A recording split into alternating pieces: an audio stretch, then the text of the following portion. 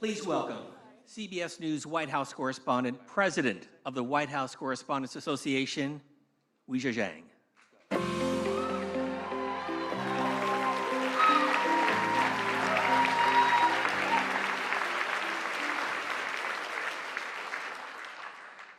Good evening, everybody. Let's try this. Because one thing about this press corps is we always have a follow-up. Welcome to the 2026 White House Correspondents Dinner, a tradition spanning more than a century and one we are especially proud to continue tonight. President Trump, thank you. Thank you for being here again. Thank you for all your support as we reschedule this dinner. White House Press Secretary Caroline Leavitt and your team, thank you too. Cabinet members, members of Congress, distinguished guests, welcome. And of course, WHCA members, thank you. Many of you were also with us in April. You came as guests, but within moments, you went to work. Please sit. You shifted into reporters, taking notes, capturing video, streaming live, even as uncertainty and anxiety filled the room. Law enforcement ran toward danger. Administration officials met backstage to gather facts. And Mr. President, you went straight to the podium in the White House briefing room. Questions from journalists, all of us still in our gowns and tuxedos. That night will go down in history, and so will our response. During that news conference, President Trump said the ballroom was totally unified and that it was a very beautiful thing to see. 3 months later, it still is. Whatever may divide us, we stand together against political violence.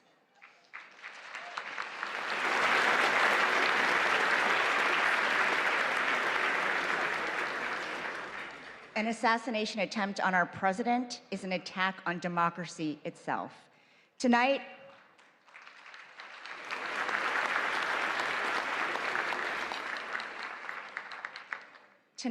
our message is this: we are back. We will not be intimidated. We refuse to let an act of violence have the final word.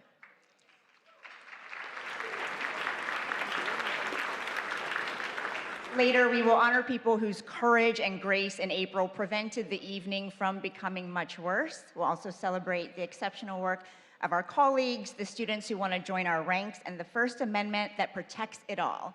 But first, enjoy dinner and be good to your servers. We'll see you soon.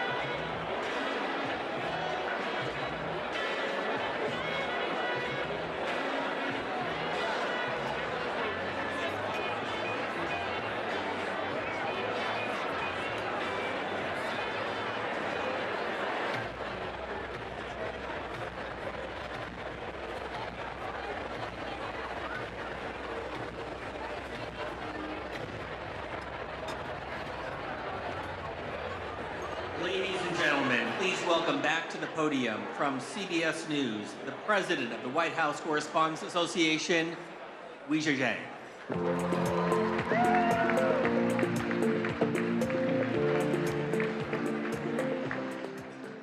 Welcome back to the 2026 White House Correspondents Dinner. I hope everyone enjoyed their meal.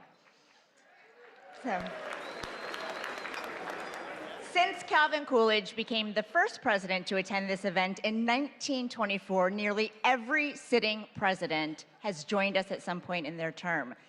The tradition is rooted in a simple principle, that a president and the press corps that covers him can share a meal and even a joke. This dinner has never lacked for opinions.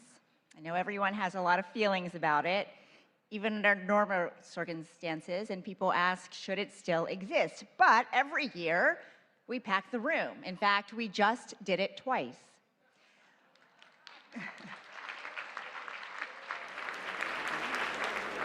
Whatever brought you here tonight, this evening is dedicated to the First Amendment and the excellent work of our colleagues and scholars. President Trump, you are joining us tonight for the second time in 3 months, and we don't take that lightly. Thank you.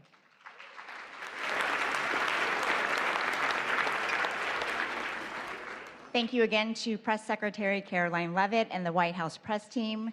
Thanks to the relentless WHCA board members, our executive director, Steve Thoma, and our general counsel, Simon Lakovich, for your hard work and friendship. I have to say thank you again to my CBS News family for enduring a second round of dinner planning. And of course, my family, I love you so much. Our entertainer, mentalist, Oz Perlman, is also back with us. Thank you, Oz. For the record, he did guess Caroline's baby's name right last time, and we can't wait to see what you reveal. But you can skip the part where you guess the president's phone number because half the reporters in this room already have it. Finally, on behalf of the White House Correspondents Association, I also want to thank supporters from around the world, across the political spectrum, who sent well wishes after a shooting interrupted our event in April. Many of you are joining us on live stream, and C-SPAN is the crew as it was that night. Photographers and technicians were under the stairs where the shooter was, but they never stopped rolling their cameras and transmitting live footage despite the circumstances. Thank you.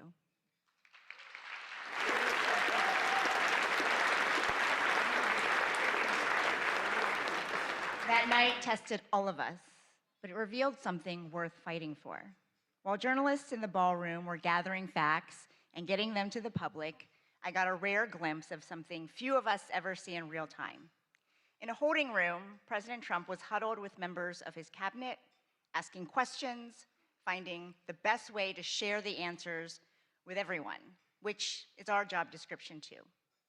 I keep coming back to that split screen, not because it was dramatic, but because it quietly proved no matter how complicated or tense the relationship is between the press and the presidency, what we share is far more important than anything else. And that is our duty to serve the American people.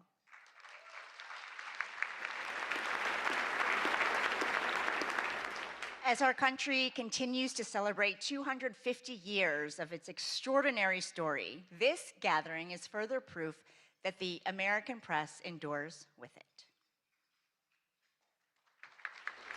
Whose the stripes and bright stars through the perilous fight.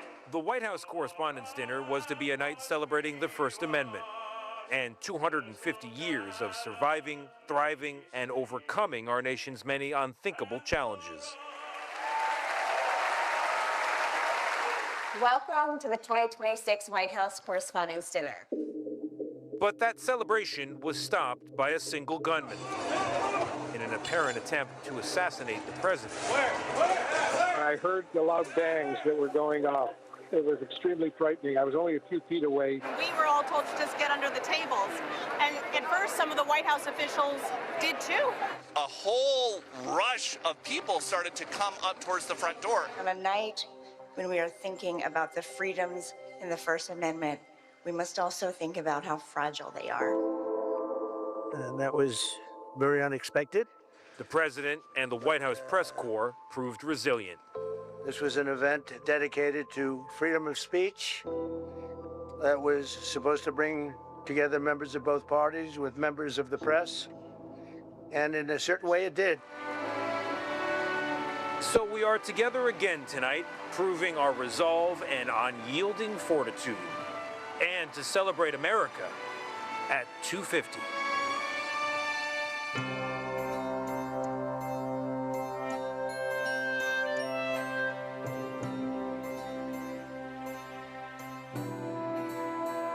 Hello from 1789. I'm James Madison. Yes, that James Madison. I wrote the First Amendment. At the time, we worried a king might control the press. Turns out you're now worried about tweets, algorithms, and people yelling on television. Let me clarify the rule. The government doesn't get to shut the press up, not when it's wrong, not when it's annoying, and not when it's asking uncomfortable questions. The First Amendment and the freedom of the press, it is the foundation of our democracy. The freedom that we have to speak our mind, to share our views, share what we know. It's just so remarkable that we're able to question our world leaders, question the most powerful man in the world because of the First Amendment. As we mark the 250th anniversary of our birth, I'm hopeful that people throughout the country will come together to discuss the importance of this history and to appreciate even more what our ancestors did to secure our liberty and freedoms, including freedom of the press. Good afternoon, everybody. Well, I see we're trying a new experiment this morning. I hope it doesn't prove to be a disturbing influence. Our goal is to try to rock the boat, and we're supported by the First Amendment. I hope Ike would be proud of us. Are you thinking of taking control of Iran's oil? We have a very vigorous group of people representing all different points of view, including a lot of the foreign press. Daqui a pouco, o presidente Donald Trump. I just told them I've got to come over and see the fake news. Let's go. The presidents throughout history have complained about how they're treated in the press. We don't stop the publication of any papers. We don't fine anyone for something they say. And that's okay. That's part of the process. Why are you so confident he'll change his behavior, Mr. President? Yeah, I'm not confident in changing behavior. What the hell? What do you do over there? So when did I say I was confident? I don't want to be back at the White House today. It's a young person's game. And I have great admiration for the reporters who are there because they have a tougher job than I ever had. That's enough. Put down the mic. I must say, today, folks, the reporters at the White House, my hat's off to you. Go ahead, Peter, go ahead. In Jim's defense, I've traveled. Whenever we face pushback from a politician or even from a president, it's not about us as a journalist. It's about the person we're covering. Well, I'm not a big fan of yours either, so I understand. To be honest. So let me ask you a question if I can. Our job is to just keep asking tough questions. Our founders were often distraught about the press, the highly partisan media of their time. Yet Jefferson famously championed a free press, noting that he preferred newspapers without a government to a government without newspapers. That's right. I favored a free press while my predecessor here, John Adams, signed a sedition act that could imprison journalists for saying anything malicious against the government. I ended that unconstitutional law when I took office, and thankfully, it's never returned. Can't blame a guy for trying. So which is it? Are you winding this down? Can't tell you. Or are you escalating I can't tell it? you. Whenever there's a crisis, that's the time that people tune in. Thank you, Mr. President. Dan Rather with CBS News. The effects of Watergate were beginning to corner President Richard Nixon. If the president thought you were going to ask a question he didn't want to ask, he would try to throw you off balance right at the beginning. Are you running for something?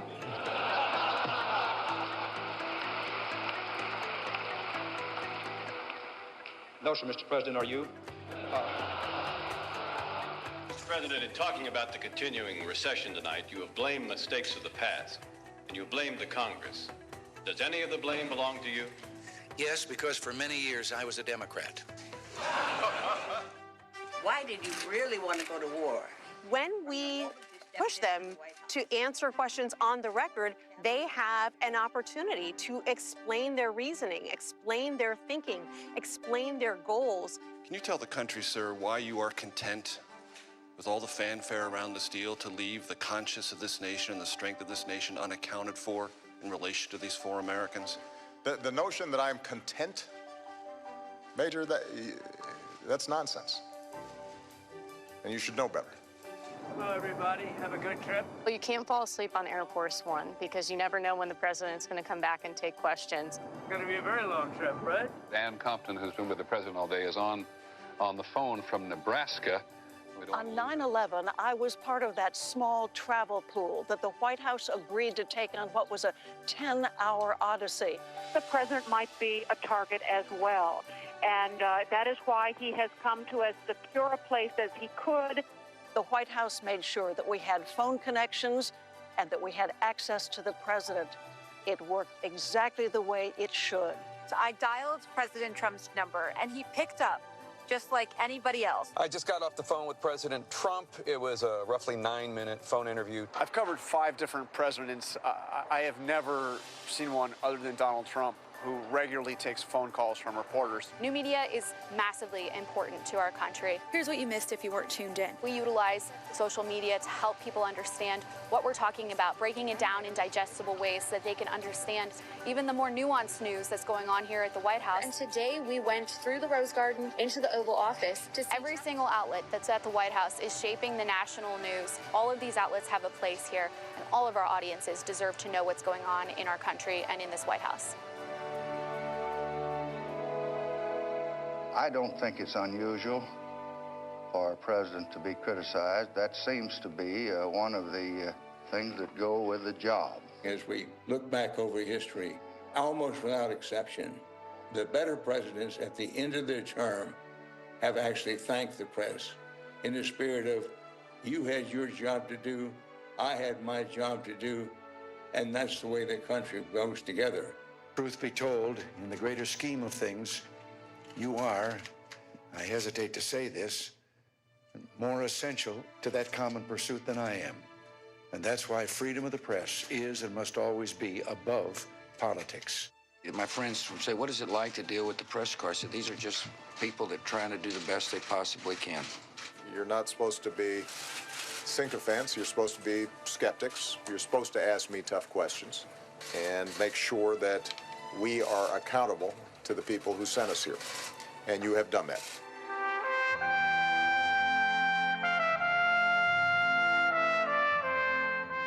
I wonder whether the founding fathers might look with delight at the kind of vibrant conversations that Americans today are having in the national media, in social media.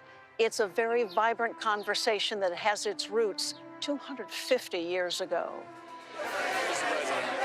The noise you experience today, though at times overwhelming, is not necessarily a sign of decay. It may in part be the sound of liberty, exercising itself somewhat chaotically, to be sure. The true danger lies not in a press that is too free, but in one that forgets why it was made free at all. Enjoy the rest of the evening, and thanks for helping us reach 250 years of American democracy. Cheers. Cheers.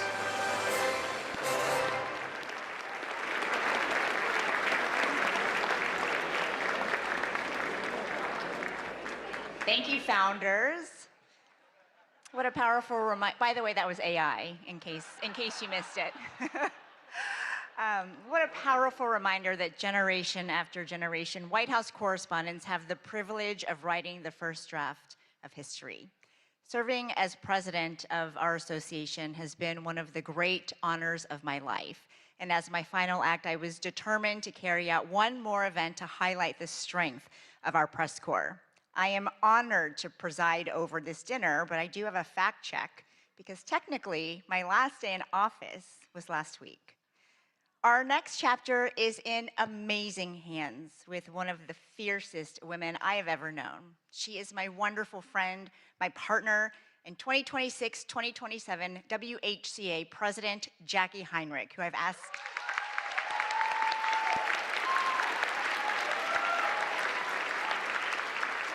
asked to help present two very special awards. Jackie.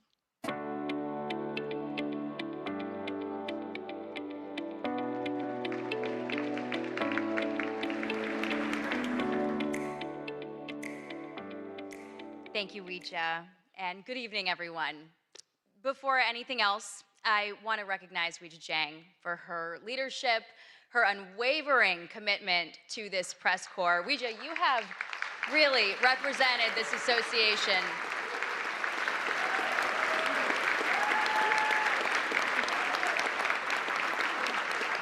with such professionalism.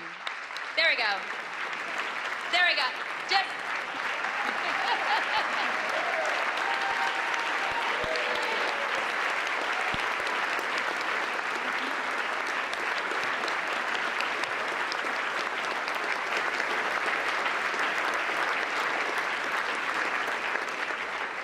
And she has represented this association with such professionalism, integrity, grit, and I am so deeply grateful, not just for your example, but also more so for your friendship. And to our members, I am humbled that you've put your trust in me to lead the White House Correspondents Association for the next year.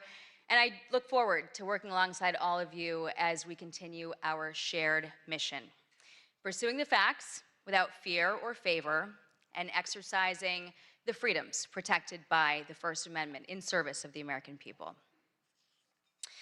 The attempt on President Trump's life last April was a sobering reminder that democracy is not immune to violence, and the freedoms that we cherish can never be taken for granted. Political violence must have no home in America.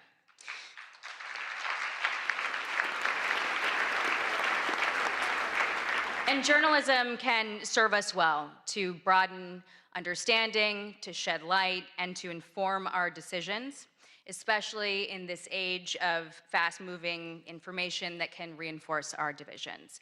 And we are grateful to have President Trump here tonight, taking part in this tradition that recognizes the essential role of a free press in our democracy. Thank you, President Trump. The events of that night also revealed the resilience of this press corps, the all-American sense of resolve that no act of intimidation will silence us, and the endurance of the First Amendment. And we're gathered here tonight because we believe that a free press always finds a way forward. And it is in that spirit that the WHCA Service Award was established to recognize exceptional service to this association, and it is fitting that one of the two awards that we are giving tonight goes to the staff of the Washington Hilton. They are hospitality professionals who always put service first.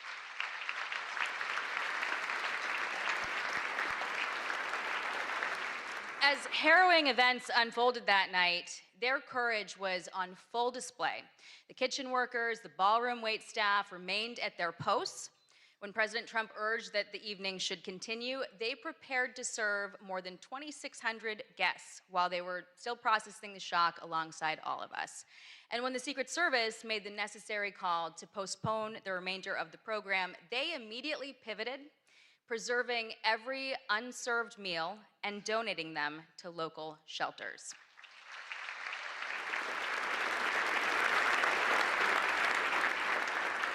And many of these dedicated professionals have worked dozens of White House Correspondents' Dinners since this event first moved to the Washington Hilton in 1968. And 58 years later, we are deeply grateful for their partnership. We are proud of the history that we've built together, and we are excited to return to the Washington Hilton next year, stronger than ever. Please welcome the Washington Hilton's General Manager, Ken Jarka, and Catering Manager, Karen Fiketis, to accept the WHCA President's Award for Exceptional Service on behalf of the entire Washington Hilton team.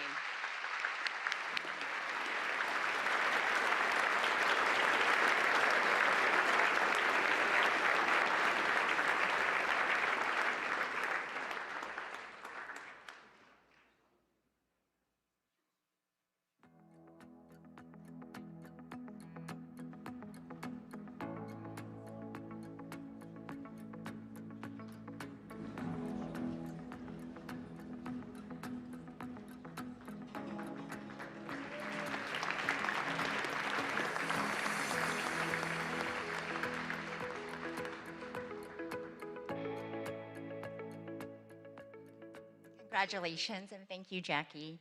I also want to thank the staff and security team right here at the Waldorf Astoria for putting so much time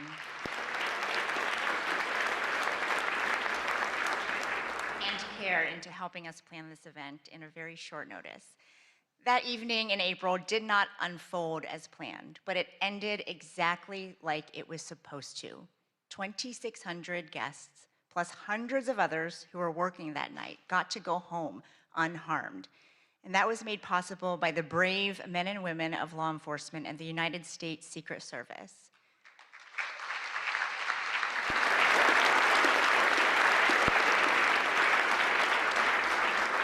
On behalf of every person who was inside that ballroom, and every family who got to hear their loved ones say, "Don't worry, I'm okay," we thank you.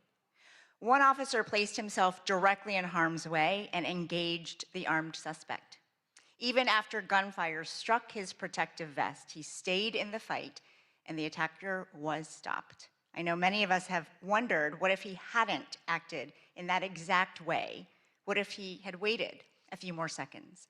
His courage that night reflects the core values of the Secret Service: duty, justice, courage, honesty, and loyalty, and as a commitment to safeguarding his country and community. They also shaped his career, first as an infantryman and section leader in the United States Marine Corps, and since 2022 as an officer of the Secret Service, protecting the White House complex and our nation's leaders. Ladies and gentlemen, it is my honor to present the WHCA President's Award for Exceptional Service to Officer Victor Gonzalez of the United States Secret Service.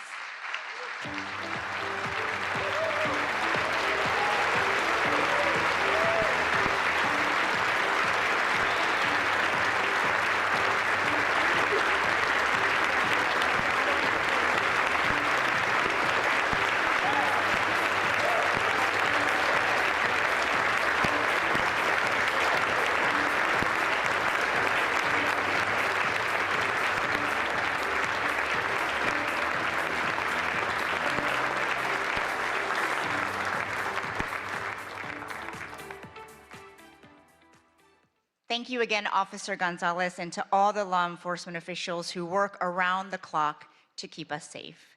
Democracy is defended in many ways, sometimes with a badge, sometimes with a notebook and a deadline. The White House Correspondents Association started as a group of 50 reporters, and I am proud that our membership hit a record number in 2025, more than 1,000 people, including many from new media outlets. Our press corps covers the presidency at all hours of the day. In their personal lives, they miss out on a lot so that the world doesn't have to. If you're a past WHCA president here tonight, please stand.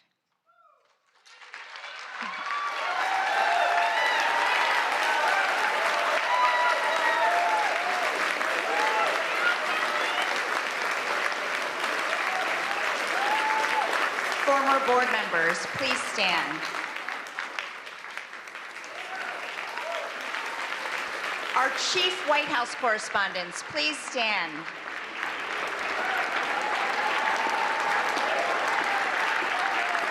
All current White House correspondents, reporters, producers, photographers, visual and audio journalists, please stand.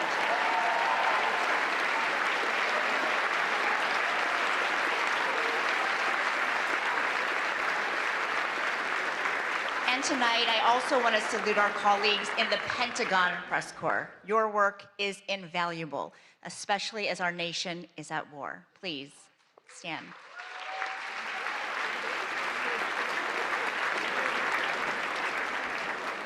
And now we turn our attention to future White House correspondents, our incredible scholarship award winners. Please welcome our Scholarship Committee Chair, who also serves as the WHCA Secretary, Brian Bennett of MS Now.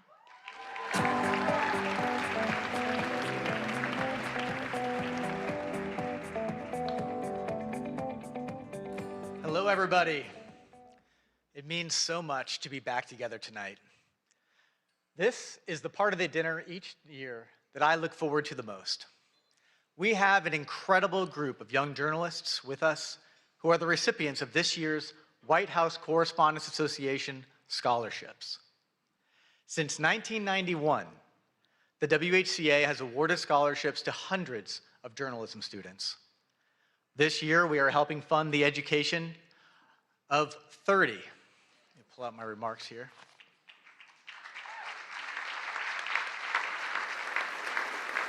30 students from 16 colleges and universities.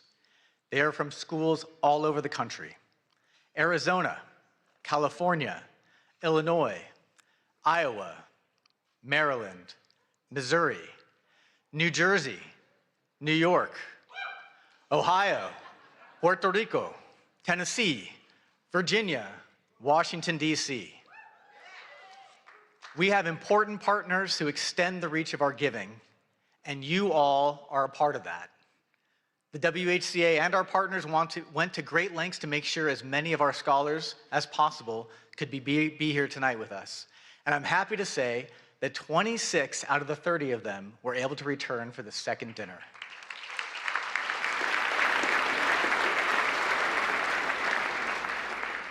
Some came back to DC from far away.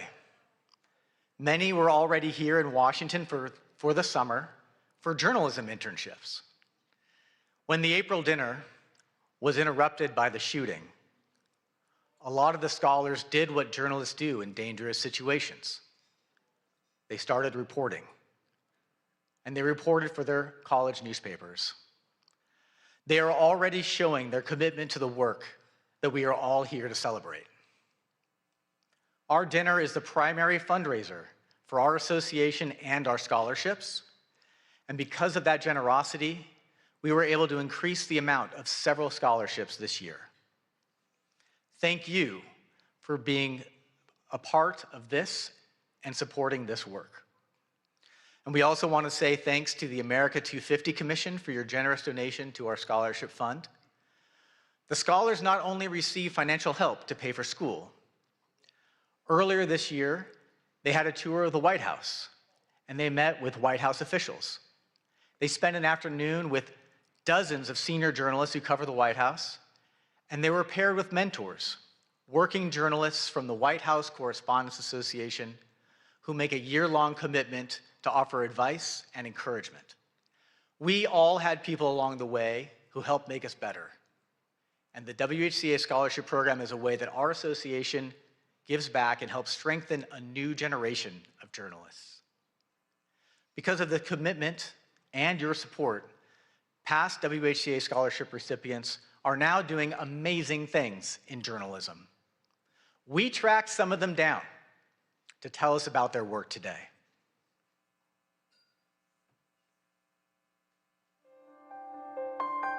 Being a White House Correspondents Association scholar opened up a new world for me. Being a scholar meant that I could have the financial freedom to do what I wanted. Being a WHCA scholar gave me access to so many mentors and a world of opportunities here in Washington, D.C. It gave me the chance to connect with other journalists, other members of the association. Journalism is important, and especially here at the White House, where every day, every hour, every minute even matters. The decisions that are made here impact people across the country and around the world. The idea that you get to be a part of the first draft of history, it all is extremely inspiring and drives me as a journalist. There are so many pinch me moments covering the White House, watching world leaders arrive here, walking into the press briefing room, getting to see Marine One land on the South Lawn, and getting to ask the President of the United States a question directly. Being selected as a White House Correspondents Association scholar has played a huge role in my career. I was there as President Biden gave a toast to the freedom of the press, and also as Kim Kardashian strutted across the runway and posed for pictures among a room full of talented journalists. The stars, the outfits, the photographs. And I remember too, that was the year that Brittany Griner had just returned home. And so being able to see her was really emotional. I was also inspired looking around at all the different scholars and how excited they were. And I think their excitement influenced my excitement about it. And it really was an eye-opening experience about just how important this role is. This White House press corps is not a mythical world.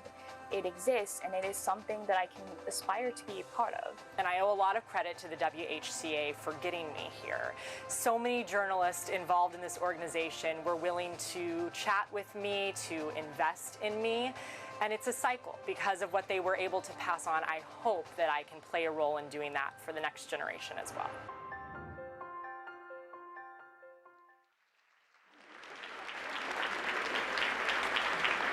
I can tell you, this year's scholarship recipients are also really impressive. And they're all sitting right over there. Let's meet them.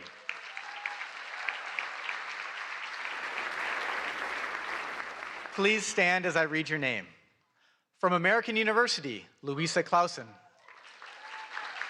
From Arizona State University, George Headley, Elisa Horton, and Kyle Sakinski. From Hampton University, Kristen Fluellen and Jade Abubakar. From Howard University, Tatiana Allen and Madison Maynard and Sanyu Lakoma. From Iowa State University, Eric Anderson. From Northwestern University, Jacques Aburizik, Caitlin Bender-Thomas, Samantha Freeman. From Iowa University, Nyla Gilbert, Aidan Ryan, Emily Stokes. From Princeton University, Ina Marcia. From Sagrado Corazon University in Puerto Rico, Iana Sotovalle. From Syracuse University, Ben Bassick. From the University of California, Berkeley, Hae-Yoon Cho. From the University of Kansas, Julia Hansen. From the University of Maryland, Laura Charleston, Lillian Gray, Dana Matthews, Ashley Nera. From the University of Missouri, Callie Fowler, Tyler Kirwan, Fletcher Mantooth. And from the University of Tennessee, Abigail Fanning. Congratulations, scholars. Please be seated.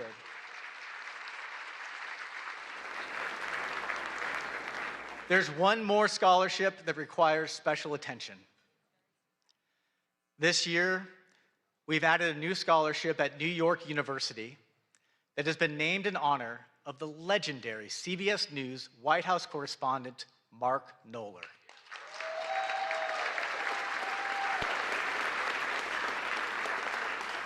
As you all know, Mark passed away in August. And if you needed to know how many times the president had been to Camp David, or went on vacation, or played golf, Mark Knoller always had the facts. And he was always willing to share. To remember Mark and to commemorate the new WHCA scholarship at his alma mater, NYU, here is a tribute put together by his friend and CBS News chief correspondent, Major Garrett. I'm Mark Knoller, CBS News, and you could say that I'm kind of the CBS News numbers man at the White House. You could say that, but that's less than half the story. Can you justify your role? Mark did keep a log of presidential actions, everything from speeches and press conferences to vacations and foreign trips. By my count, President Obama had 65 domestic trips in 2010, spanning 104 days. Knoller's numbers were so precise, White House aides used them to backfill or correct their own records. Historians and journalists came to rely on Knoller's database, which he never hoarded, always shared. Mark. Knoller. Mark Knoller. Knoller considered that database the heartbeat of the presidency. To understand and cover a president, you had to know and remember all of a president's actions. President Obama does like to play golf. Since taking office, he has played golf 57 times. I'll be glad to answer a couple of questions. Mark Knoller, are you with us? You bet. Those who watched Knoller work were left in awe. Every White House reporter logs long hours. None logged as many as Knoller. I'm one of those lucky people that gets to work at something he loves doing, and so I really don't feel as though I'm sacrificing anything spending long days here.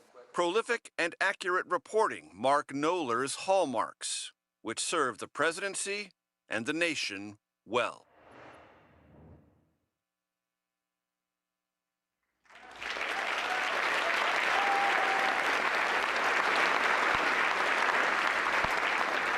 We are honored to be able to add a new scholarship in Mark's name in partnership with NYU's Arthur L. Clarke Journalism Institute. And even more happy to announce that the first recipient of the Mark Knoller Scholarship is Avril Silva. Please stand, Avril.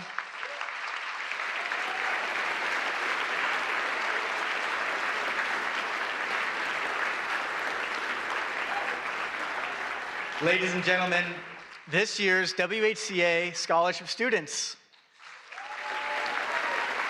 When you see them tonight, offer them advice and offer them jobs. Many of them are already doing amazing journalism. They're all superstars. Thank you very much.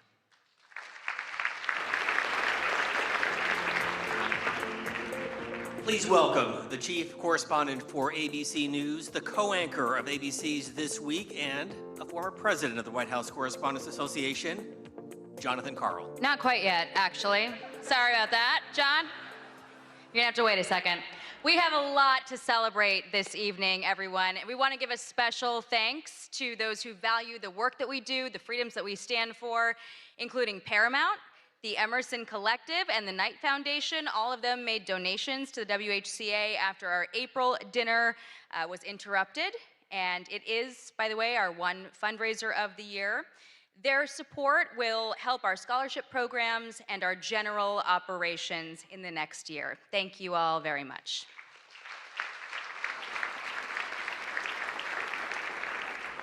All right, now it is my pleasure to introduce two former White House correspondents who have served this association with distinction. They exemplify excellence in our field. They will help us recognize tonight's award winners.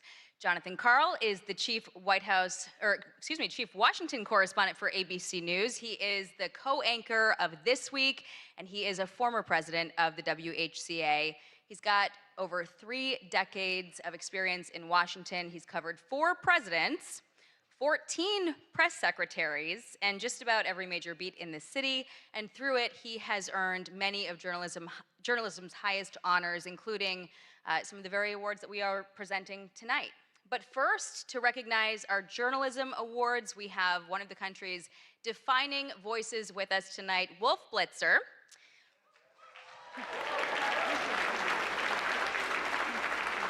Wolf is CNN's lead political anchor. He's the host of The Situation Room, and he's been a staple of CNN's political coverage since 1990, earning a reputation for steady, authoritative reporting on some of the most consequential moments in modern history, and earning multiple Emmy Awards himself for his distinguished career. Please welcome me in joining Wolf to the stage.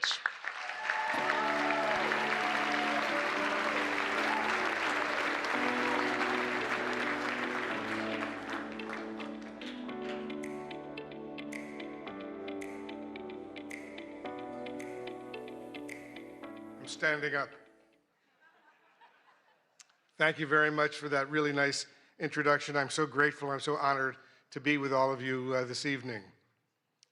Each year, a panel of independent judges review dozens of entries for the 5 major WHCA Journalism Awards. And it's my honor tonight to announce this year's winners. And I'd like to point out that this is really a special night for me. I don't know if many of you were at the first White House Correspondents Association dinner in April, but it was, for me, it was very memorable indeed. And I can report this time, after the first course, I did not go to the men's room.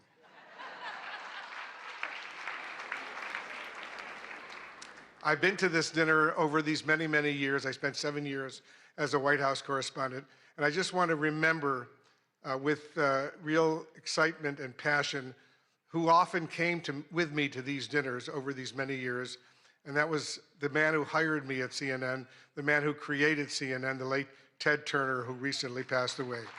And he was not only a mentor and a good friend, but he loved journalism, When he hired me, he said, remember, Wolf, we're the cable news, capital N, capital E, capital W, capital S network. This is where the news comes first, and don't forget that. Forget about your own personal opinions. Just report the news fairly and accurately, and if you can, do it first. And that's what I've been trying to do over all of these years. So let's remember Ted Turner, what he did for not just for CNN, but for CNN and all of the news organizations over these many, many years. The Aldo Beckman Award for Overall Excellence in White House Coverage, named for the late Chicago Tribune correspondent and former association president Aldo Beckman, goes to, and let's give him a big round of applause, Josh Dawsey of the Wall Street Journal.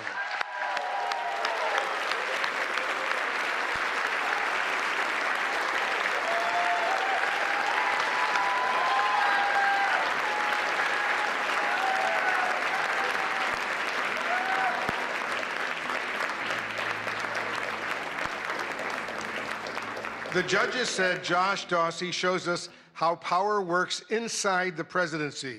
And over the past year, his reporting has revealed how decisions are made, who influences them, and how power is exercised at the highest levels. Josh Dawsey went far beyond the deluge of breaking news to offer invaluable insights that can only result from deeply sourced enterprise reporting. In the tradition of Aldo Beckman, he exemplifies integrity, persistence, and a steadfast commitment to holding power to account. Ladies and gentlemen, the WHCA is pleased to give the Aldo Beckman Award to Josh Dawsey.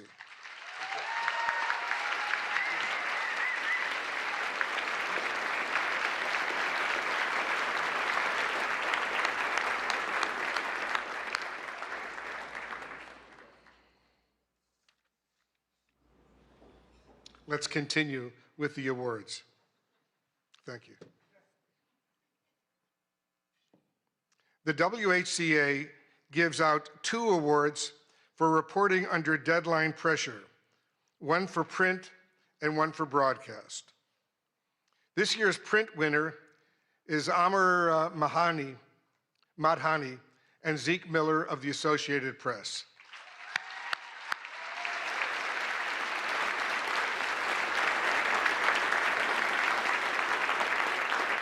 When sources leaked that Trump administration officials were attempting to purge the National Security Council of staff deemed not sufficiently aligned with the president's agenda, Madhani and Miller quickly moved to verify the claim. They uncovered an unprecedented vetting process.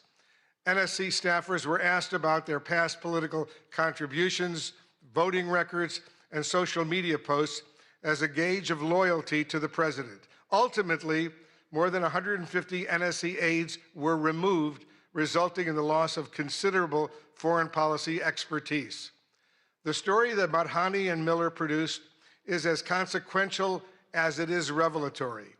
Please welcome Zeke Miller accepting the award on behalf of the team.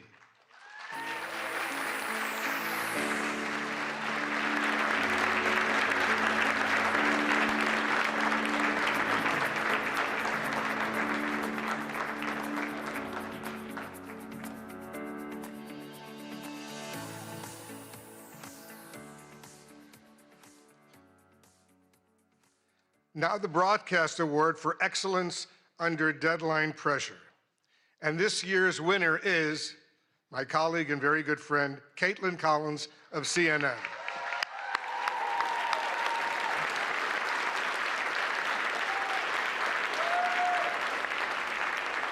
Reporting by CNN's Caitlin Collins on a historic showdown in the Oval Office between President Trump and Ukrainian President Zelensky launched a memorable day of nonstop insight and analysis, including her exclusive interview with the Secretary of State, Marco Rubio.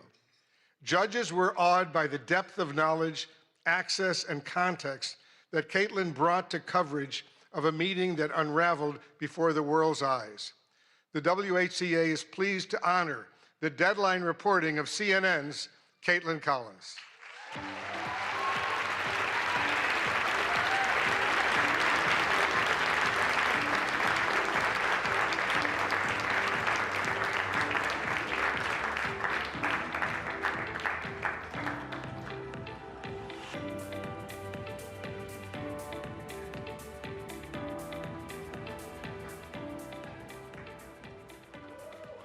Let's give Caitlin another big round of applause.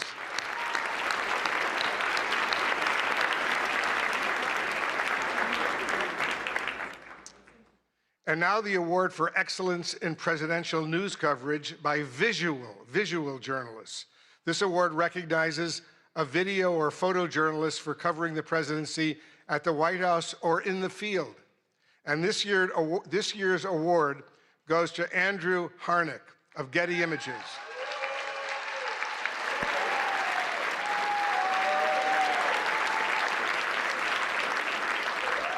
He captured the moment an Oval Office visitor collapsed during an event. And from the judges, they say this: through sharp timing, layered composition, and visual irony, this photograph expertly documents a true split-screen moment in real time. The president's orientation and posture inadvertently echo the statue to his right, while the other half of the frame is defined by movement. A truly striking image of contrast, skillfully captured in a chaotic moment.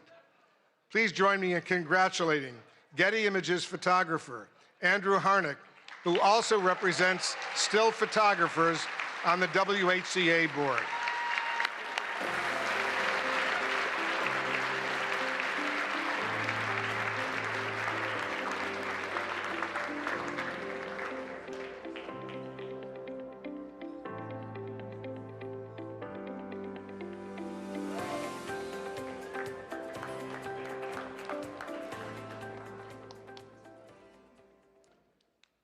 There are more. And now the Katharine Graham Award for Courage and Accountability, named for the legendary Washington Post publisher, and it comes with a prize of $10,000. This year's award goes to the Wall Street Journal.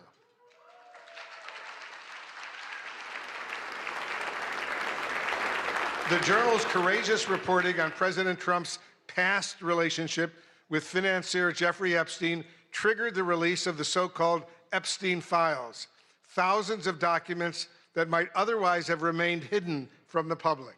And despite the president's threat of a lawsuit, the Journal published a story about a provocative letter to Epstein bearing President Trump's signature. Trump quickly filed a $20 billion lawsuit against the Journal, revealing reporter Khadija Safdar's home address. Her family had to be relocated. The Journal was kicked off of Air Force One, but the reporters continue to file revelatory stories. Please welcome the winners of the Katharine Graham Award from the Wall Street Journal. Khadija Safdar, Sadie Gurman, Annie Linsky, Josh Dawsey again, Alex Leary, Rebecca Ballhaus, and Ryan Barber. Their colleague, Joe Palazzolo, could not attend tonight.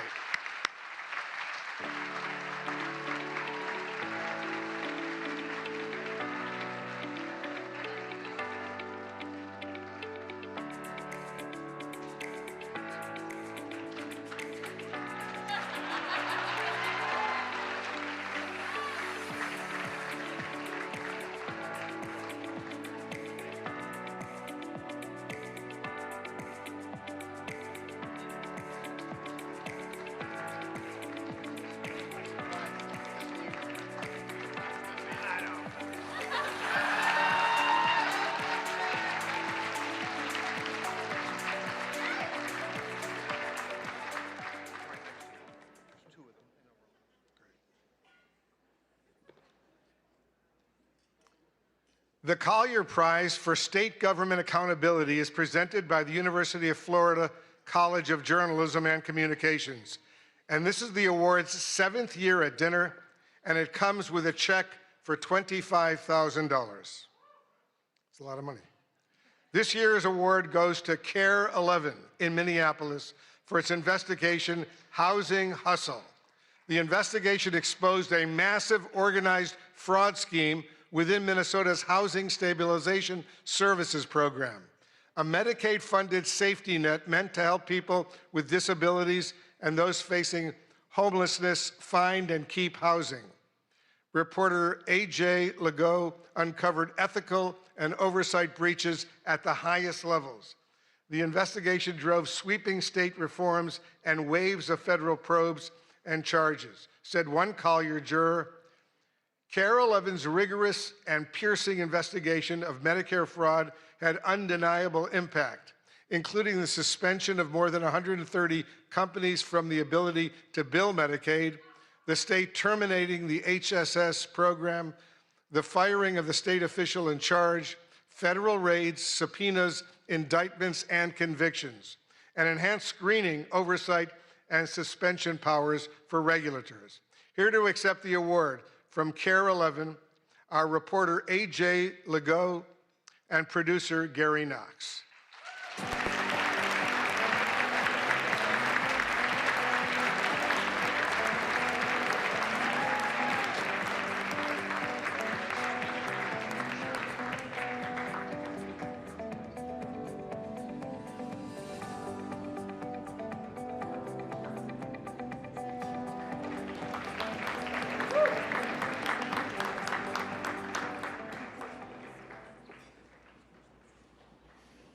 The Center for Integrity in News Reporting Award honors the most fair, impartial, objective news reporting by a member of the WHCA that has the courage to not fear and the discipline to not favor. It's sponsored and administered by the Arkansas-based Center for Integrity in News Reporting and comes with a prize of $25,000. The award goes to Tyler Pager of the New York Times. The judges said that in his coverage of the first year of President Trump's second term, Pager demonstrates a disciplined, even-handed approach across a wide range of subjects, including supporters and donors, foreign policy, the Justice Department, and energy. The stories take readers inside consequential presidential decisions while presenting the facts. The work is deeply sourced and carefully verified, reflecting a clear dedication to getting it right without bias. Taken together, this body of work stands as a strong example of fair, impartial, and objective journalism, precisely the standard this award is intended to honor. Let's hear it one more time for this year's winners. Ladies and gentlemen, thank you so much.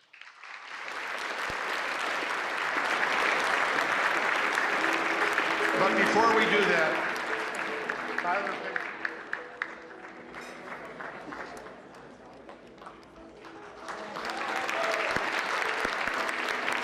let's give him another huge round of applause.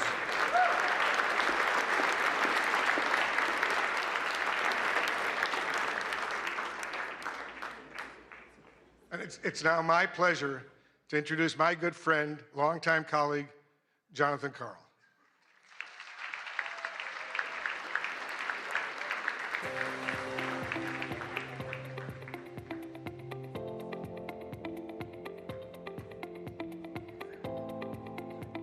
All right, the final award of the evening. It is a high honor to present the award created to recognize the fierce and fair women who cover the White House every day.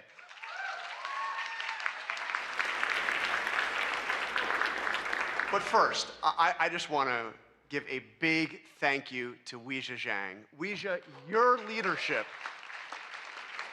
was steady when steadiness was in short supply. You refused to let an act of violence take this dinner away from us. And because of you, it has gone on. You insisted that happen. Thank you. Awesome, courageous. And Mr. President, I want to say it matters that you came here tonight. Thank you. For more than 100 years, presidents have chosen to sit in a room of reporters who ask tough and often uncomfortable questions and who report without fear or favor. It's important. Thank you for being here. And in that spirit, I am thrilled to present an award named after two women who didn't just cover history, they helped make it. In 1947, a woman joined the White House press corps and changed it forever. Her name was Alice Dunnigan. She was the first African-American woman ever credentialed at the White House.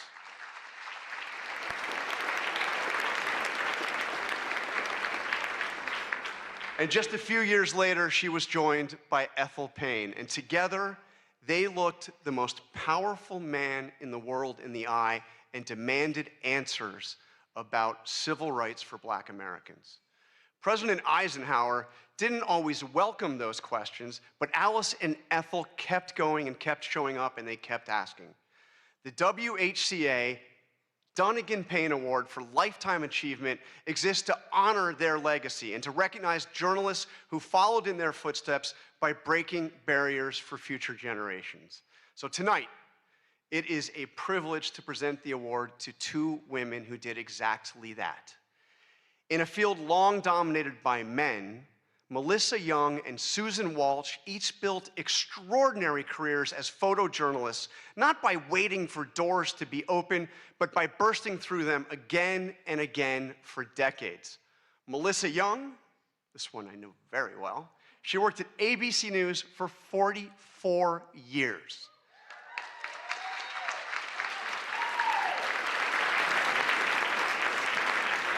She began in local television in Miami and worked her way to Capitol Hill and the White House, where she was one of the first female photojournalists in the press corps. Melissa documented the presidencies from Ronald Reagan to Donald Trump. She covered campaigns, secretaries of state, and defense. She reported in disaster zones, war zones, all around the world.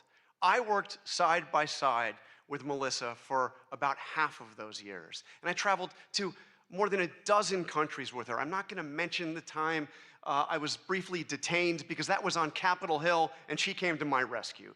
That kind of person. True. She's tireless and professional and a lot of fun to be around. She did it all with persistence, resilience, and quiet determination, retiring just last year. Susan Walsh, her career was built on anything but luck. When a promised job fell through after a college internship, she called the AP's Boston bureau every single day for 3 weeks, just saying, "Give me a shot, will you?" Well, finally, they did just that. She came in, she said yes to every assignment. She worked her way up. She got to cover Super Bowls, Boston marathons, 5 Olympic Games. She transferred to Washington in 1997. And from there, she went on to photograph every US president from Jimmy Carter to President Trump, traveling the world as part of the White House press corps. In 1999, she was part of the AP team that was awarded the Pulitzer Prize for feature photography for her coverage of President Clinton's impeachment. She also served as the White House News Photographers Association, fighting for press access at every turn. Susan also retired just last year and traded the briefing room in for the ice rink, where she now plays hockey with her son. She's pretty good. Alice Dunnigan and Ethel Payne showed us what it looks like to refuse to be pushed aside so that they could keep bearing witness to what matters most. Melissa Young and Susan Walsh spent their careers doing exactly that. Two women, 80 years of combined service, and a legacy that honors everything this award stands for.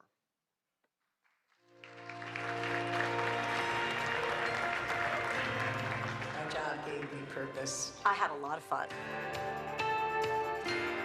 I saw myself as part of the world, that I was doing something that the world needed. I was always really excited to be in the room, see it, be a part of it. It kind of gave me the access and the confidence to go up to people and look into other people's worlds. The camera definitely made me fearless, especially when I was doing news and traveling internationally. You had to be aggressive, and that's when I had to be someone who I wasn't really sure I recognized all the time. 8 inaugurations, 5 Olympics, 6 Super Bowls, World Series, lots of sporting events, APEC summits, NATO summits. You traveled in a way you would never do as a regular person. I remember being in the palace with Fidel Castro and Jesse Jackson, and I was just walking around and, you know, just like sort of going, well, you know, here I am. One of the craziest, wildest ones that I'll always remember is when I was with President Trump at the DMZ. I swear there were times that I don't think my feet hit the ground as we were being moved, and it was such a chaotic, crazy thing. 9/11 happened, and that just completely changed my life. That's when different kind of travel started for me. When they asked me to go with President Bush to Iraq, there I was, and an Iraqi journalist stood up in front of me, literally in front of me, and threw a shoe. Secret Service jumped on him, shooting, and then when it was finally over, they rushed us into a room to do an interview with the president. I think I started to see that what I did was really important. I was traveling overseas with Jill Biden, and we slowly went into Ukraine, get the picture of First Lady Biden meeting Mrs. Zelensky, and for all of the I love you guys, my writer friends, but for all you writer friends who didn't want to give me a spot in the van, my picture ended up on the front page everywhere, and your stories got bumped inside. Sorry. And I hope there are more women that will follow through on this, especially in television, because it really is a great job. It was always such a compliment to be considered one of the boys, one of the guys. And now that I'm older and there's many more women doing this job, I'm like, you know what? We're gonna claim our space. You guys can be one of the girls, because we got this.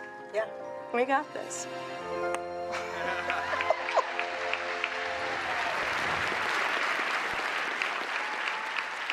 All right, please join me in welcoming Susan and Melissa to the stage.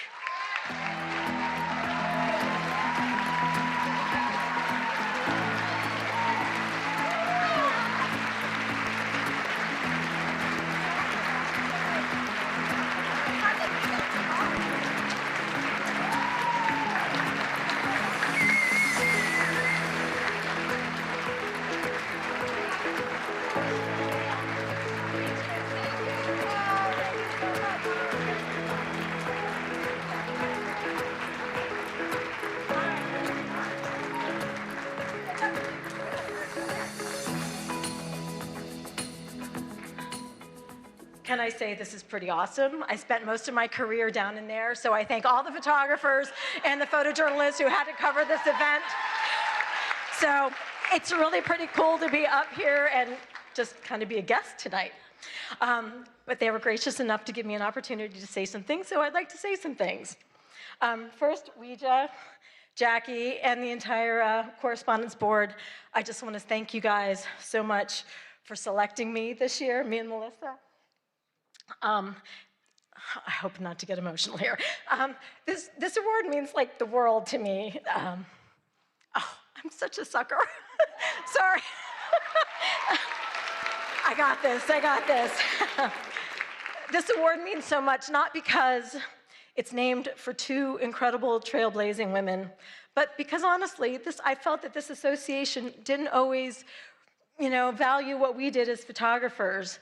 And, there were many times that Melissa and I were the only two women in the White House travel pool, and I just have to say, things have changed, and I love it. So there's a whole lot more women out there, so yeah.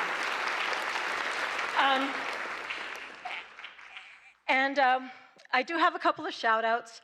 I have to thank the Associated Press for giving a chance to a young photographer oh so many years ago. I truly hope I made you proud. To my son, Johnny, oh gosh. I practiced this and I was okay. To my son, Johnny, who's here tonight, thank you for putting up with your mom's crazy work schedule. I love you. And yes.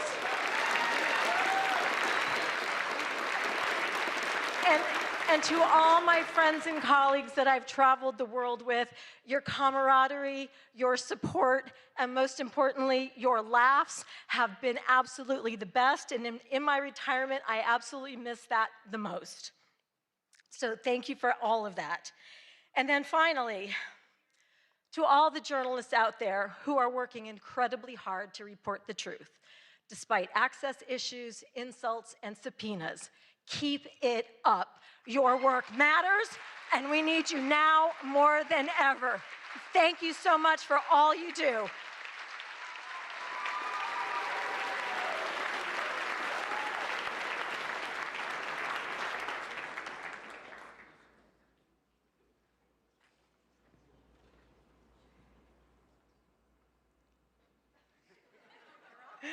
ABC has been breaking barriers since its start. Innovation is in our DNA, and being part of this work has always been my goal. Although this sounds simple, to achieve this, I've always had to fight. I'd fight to go places where they didn't send women. I'd fight to disasters in war zones. I'd fight to be part of the White House travel pool, covering 7 presidents. I'd fight to do an Oval Office address. And on a personal level, I'd fight to have a family while keeping my 24/7 job. Thank you to the White House Correspondents Association for recognizing me, the first female broadcast camera person for this honor. I am so proud to receive this award for a lifetime of breaking barriers.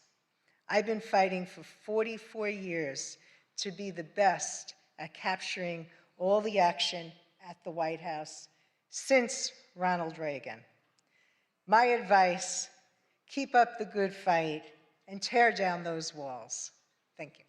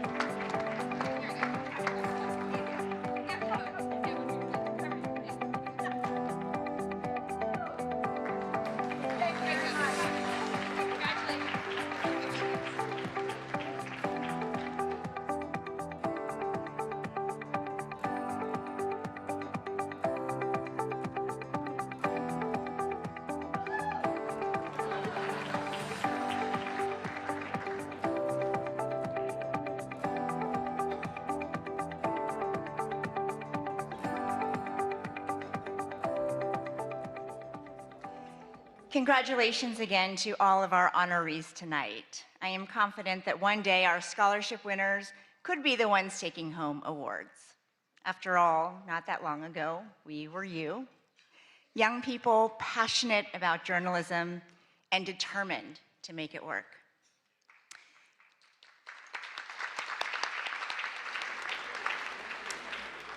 I've been thinking a lot about my own journey to this podium tonight.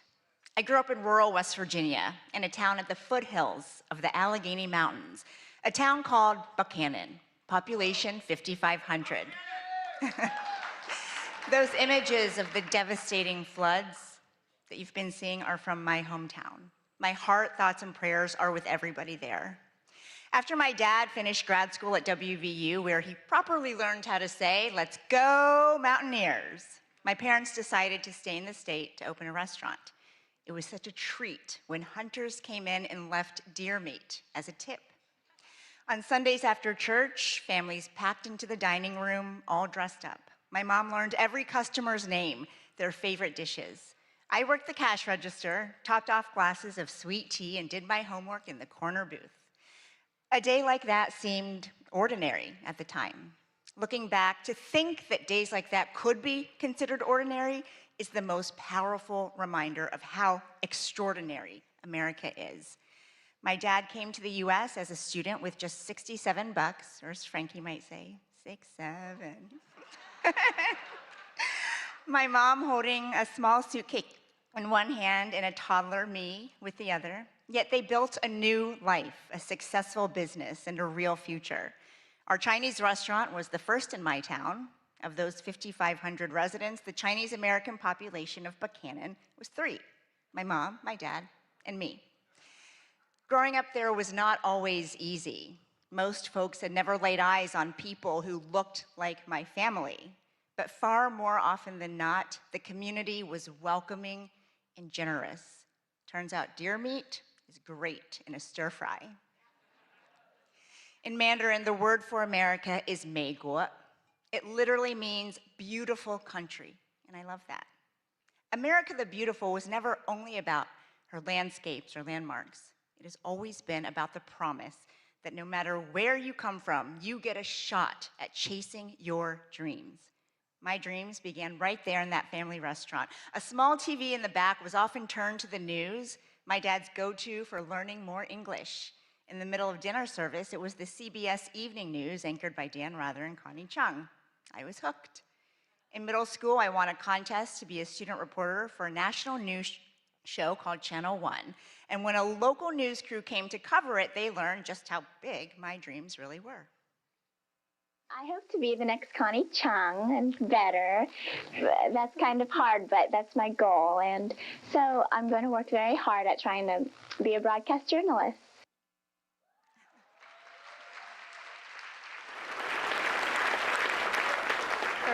Years later, it's surreal to say that I've sat in Connie Chung's old chair to fill in on the evening news. And Connie and I have talked about how the White House beat and the White House Correspondents Association used to be a little bit of a boys' club. For decades, women could be members, but they were not invited to sit at this dinner until 1962, when a woman who would become Dean of the Press Corps insisted. Thank you, Mrs. Helen Thomas. So tonight it means everything to stand here as the first woman of color ever elected president of this association in its 112-year history. I'm here because of the tenacious women who came before me, Melissa, Susan, and support from my family who are with us tonight. My husband, Luther, not from West Virginia, but Arkansas, similar enough. My amazing daughter, Frankie, little brother Jack, who should be sleeping by now. I love you more than anything in the world. I love you the most. My parents came to a country with almost nothing to give their daughter everything. And now I have that because they could be with me in this moment. Mama, Baba, 谢谢.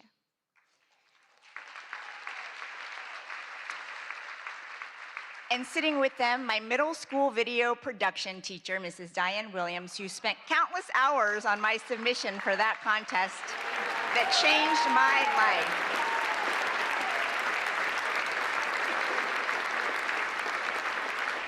Like public school teachers across the United States, Mrs. Williams looked at a 13-year-old kid and said, "You can be whatever you want when you grow up," and she meant it. My story is like that of so many in this room and in this country, only in America.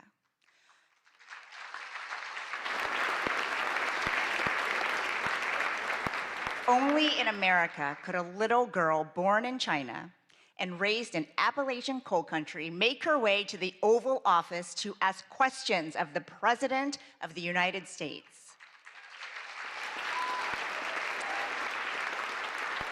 Because when this is your home, you inherit something remarkable: the protections in the First Amendment, free religion, free speech, free press, free assembly, free petition. This fundamental right belongs to everyone. And that's exactly who the founders were thinking about when they protected a free press. Everyone, all Americans. They were not thinking about reporters. A free press is not a favor to journalists because we're special. We are not special. But America is.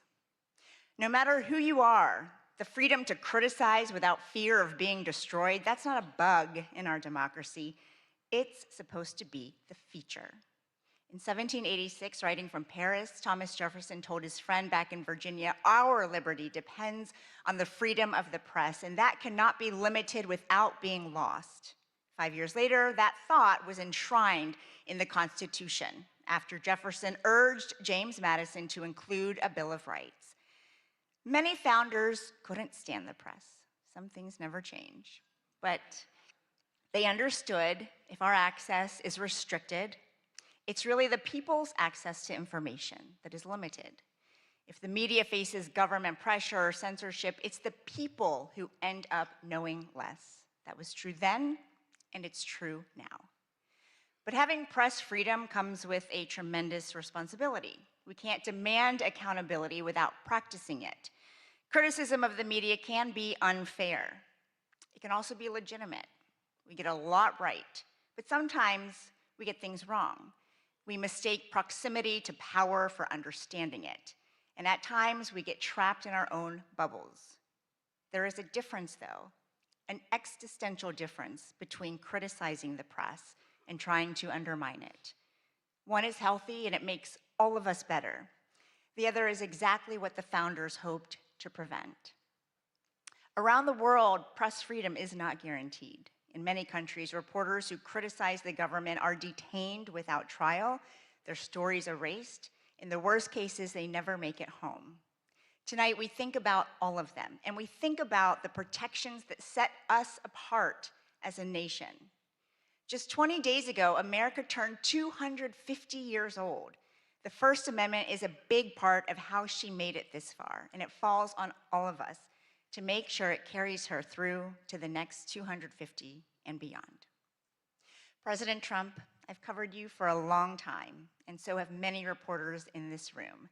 When we ask questions, you push back, you give us answers, and we push back. You have always been a deal guy. Well, that's the deal. And the First Amendment is a done deal.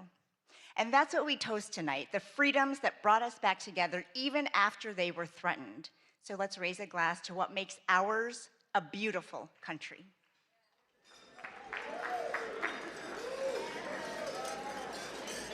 And now, ladies and gentlemen, please join me in welcoming the 45th and 47th President of the United States, President Donald J. Trump.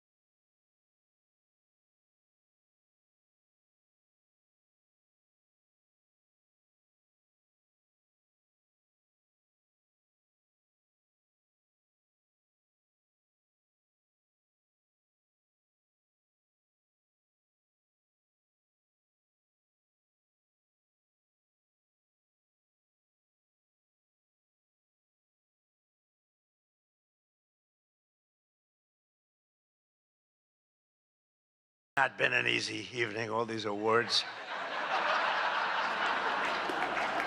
Do I have a say in those awards, all those awards?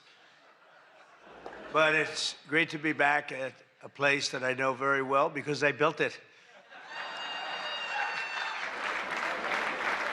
And I'm very proud of it because I built it for $2.9 billion less than the Federal Reserve building, which is a lot smaller, by the way.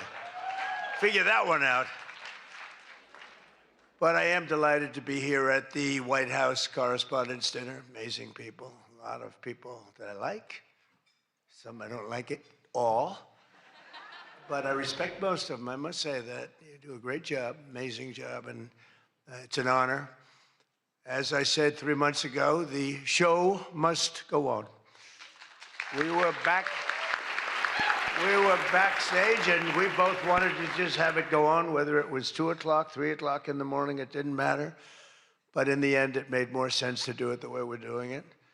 And we had a great news conference at the White House, at a very important room.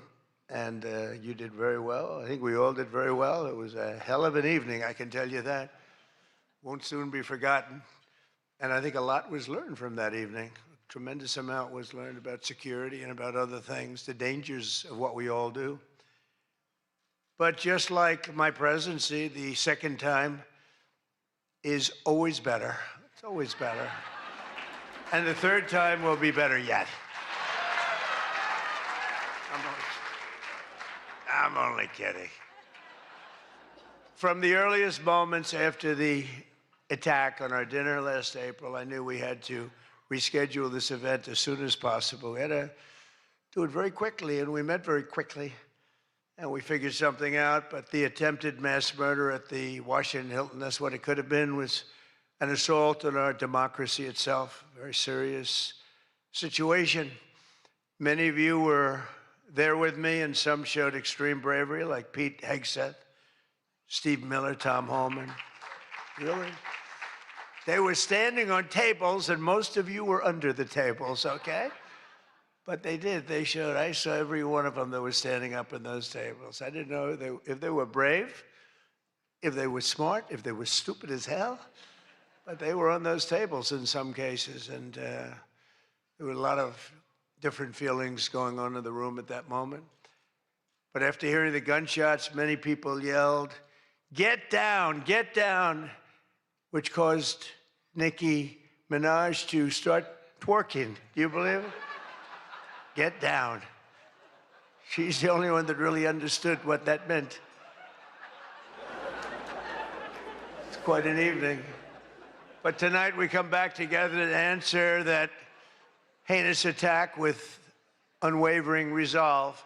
And every one of us here this evening to show that in America, we do not yield to political violence. We can't do that. Can't do it. So in this country, we believe in freedom of speech. We settle our differences not with bullets, but with open and vigorous debate. And no deranged loser with a gun will ever change that. We can't let that ever happen. There are a lot of very dangerous people out there. We can't let it happen. I want to begin by expressing our gratitude to the incredible men and women who put their lives on the line every day to protect my family and myself, all presidents, and lots of others. That's the United States Secret Service, so I appreciate it very much. And Sean and the whole group, amazing job. Amazing job. In recent months, they've repeatedly responded to threats with speed and professionalism and extraordinary courage, and there is no better example of that than Officer Victor Gonzalez, who we just met. It was amazing. What he did was amazing. When the would-be assassin charged the checkpoint at speed, he was fast. You know, when you looked at that, you had to look at it about 10 times before you really saw what was going on. He was quick, nasty. The gun made him nasty, actually. But Officer Gonzalez engaged the attacker without hesitation and took a bullet to the chest after his ballistic vest, fortunately, was on, saved his life, and Victor did not even want to go to the hospital for a checkup. We insisted, really, we wanted him to do it. We insisted, but he didn't want to go. So to Officer Gonzalez, Secret Service, Metropolitan Police, law enforcement generally, and even all of the military who surround us in the room tonight, we salute you and we thank you with all of our hearts. Thank you very much. Great job.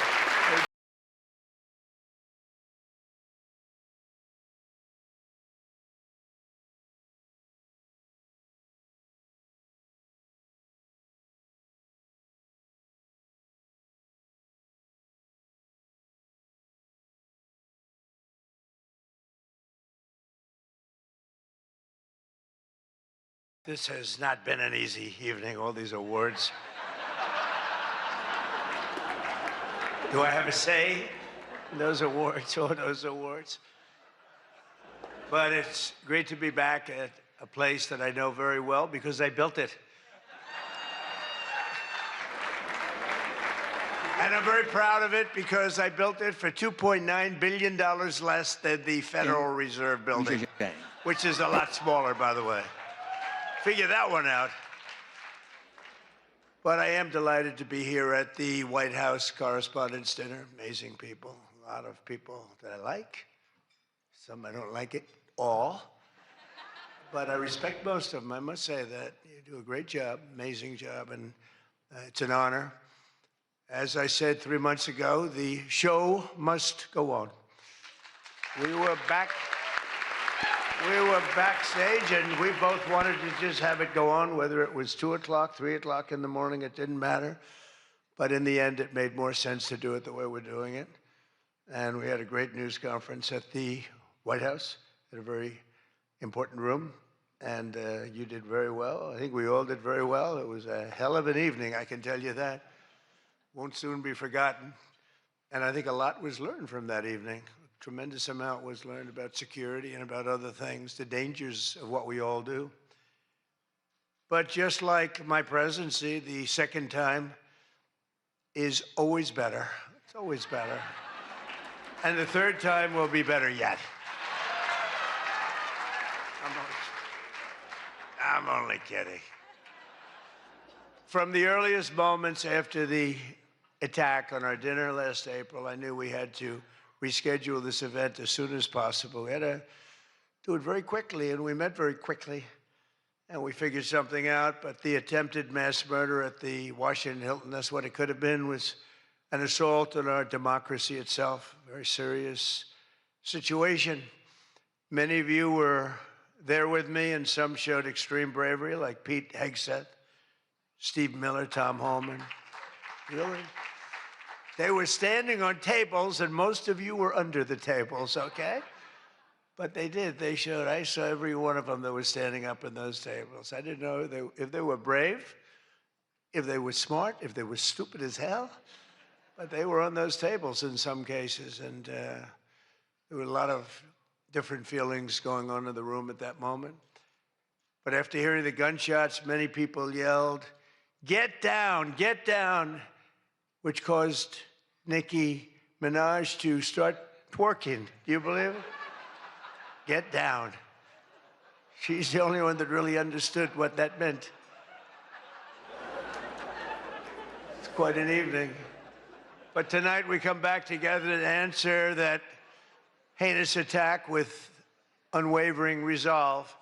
And every one of us here this evening to show that in America, we do not yield to political violence. We can't do that. Can't do it. So in this country, we believe in freedom of speech. We settle our differences not with bullets, but with open and vigorous debate. And no deranged loser with a gun will ever change that. We can't let that ever happen. There are a lot of very dangerous people out there. We can't let it happen. I want to begin by expressing our gratitude to the incredible men and women who put their lives on the line every day to protect my family and myself, all presidents, and lots of others. That's the United States Secret Service, so I appreciate it very much. And Sean and the whole group, amazing job. Amazing job. In recent months, they've repeatedly responded to threats with speed and professionalism and extraordinary courage, and there is no better example of that than Officer Victor Gonzalez, who we just met. It was amazing. What he did was amazing. When the would-be assassin charged the checkpoint at speed, he was fast. You know, when you looked at that, you had to look at it about 10 times before you really saw what was going on. He was quick, nasty. The gun made him nasty, actually. But Officer Gonzalez engaged the attacker without hesitation and took a bullet to the chest after his ballistic vest, fortunately, was on, saved his life, and Victor did not even want to go to the hospital for a checkup. We insisted, really, we wanted him to do it. We insisted, but he didn't want to go. So to Officer Gonzalez, Secret Service, Metropolitan Police, law enforcement generally, and even all of the military who surround us in the room tonight, we salute you and we thank you with all of our hearts. Thank you very much. Great job. Great job. Great job.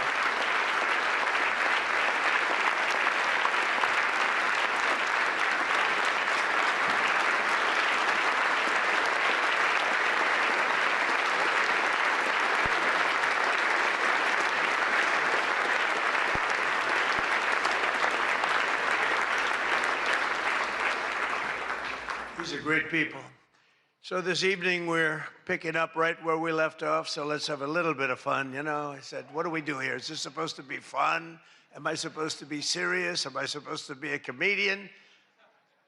So I guess you said maybe a little bit of everything. I know one thing, I could never have done the speech that I had ready just a short while. Oh, that was going to be a doozy. I was so psyched. I was going to rip people. And I don't know, just something changed. It's really for the better, but I just wouldn't want to do that, but we'll do a little ripping if you don't mind. But it is true. I said, how do we handle this? It's going to be a different kind of an evening, and it is. And in many ways, it's a more beautiful evening, actually. Everyone's looking really good tonight, and I know it was not easy finding shoes to go along with your bulletproof vests, which many people didn't want to wear because they'd rather die than look 20 pounds heavier. You know that, right? We have that a lot. They put one on me. I said, are you sure I'm not wearing this? No, you look exactly 20. They say, sir, it's about 21 pounds. I said, not good. But I want to thank the outgoing president of the White House Correspondents Dinner Association. Now, she won't admit it, and she should not admit it, but we sort of became friendly. You know, in times of stress, on occasion, you become friendly. I have a lot of respect for Ouija, and I tell you, we went through a little bit of a war together. It turned out pretty good. It turned out pretty good because of a lot of good people. They stopped the tragedy, so I want to thank you very much. Fantastic job.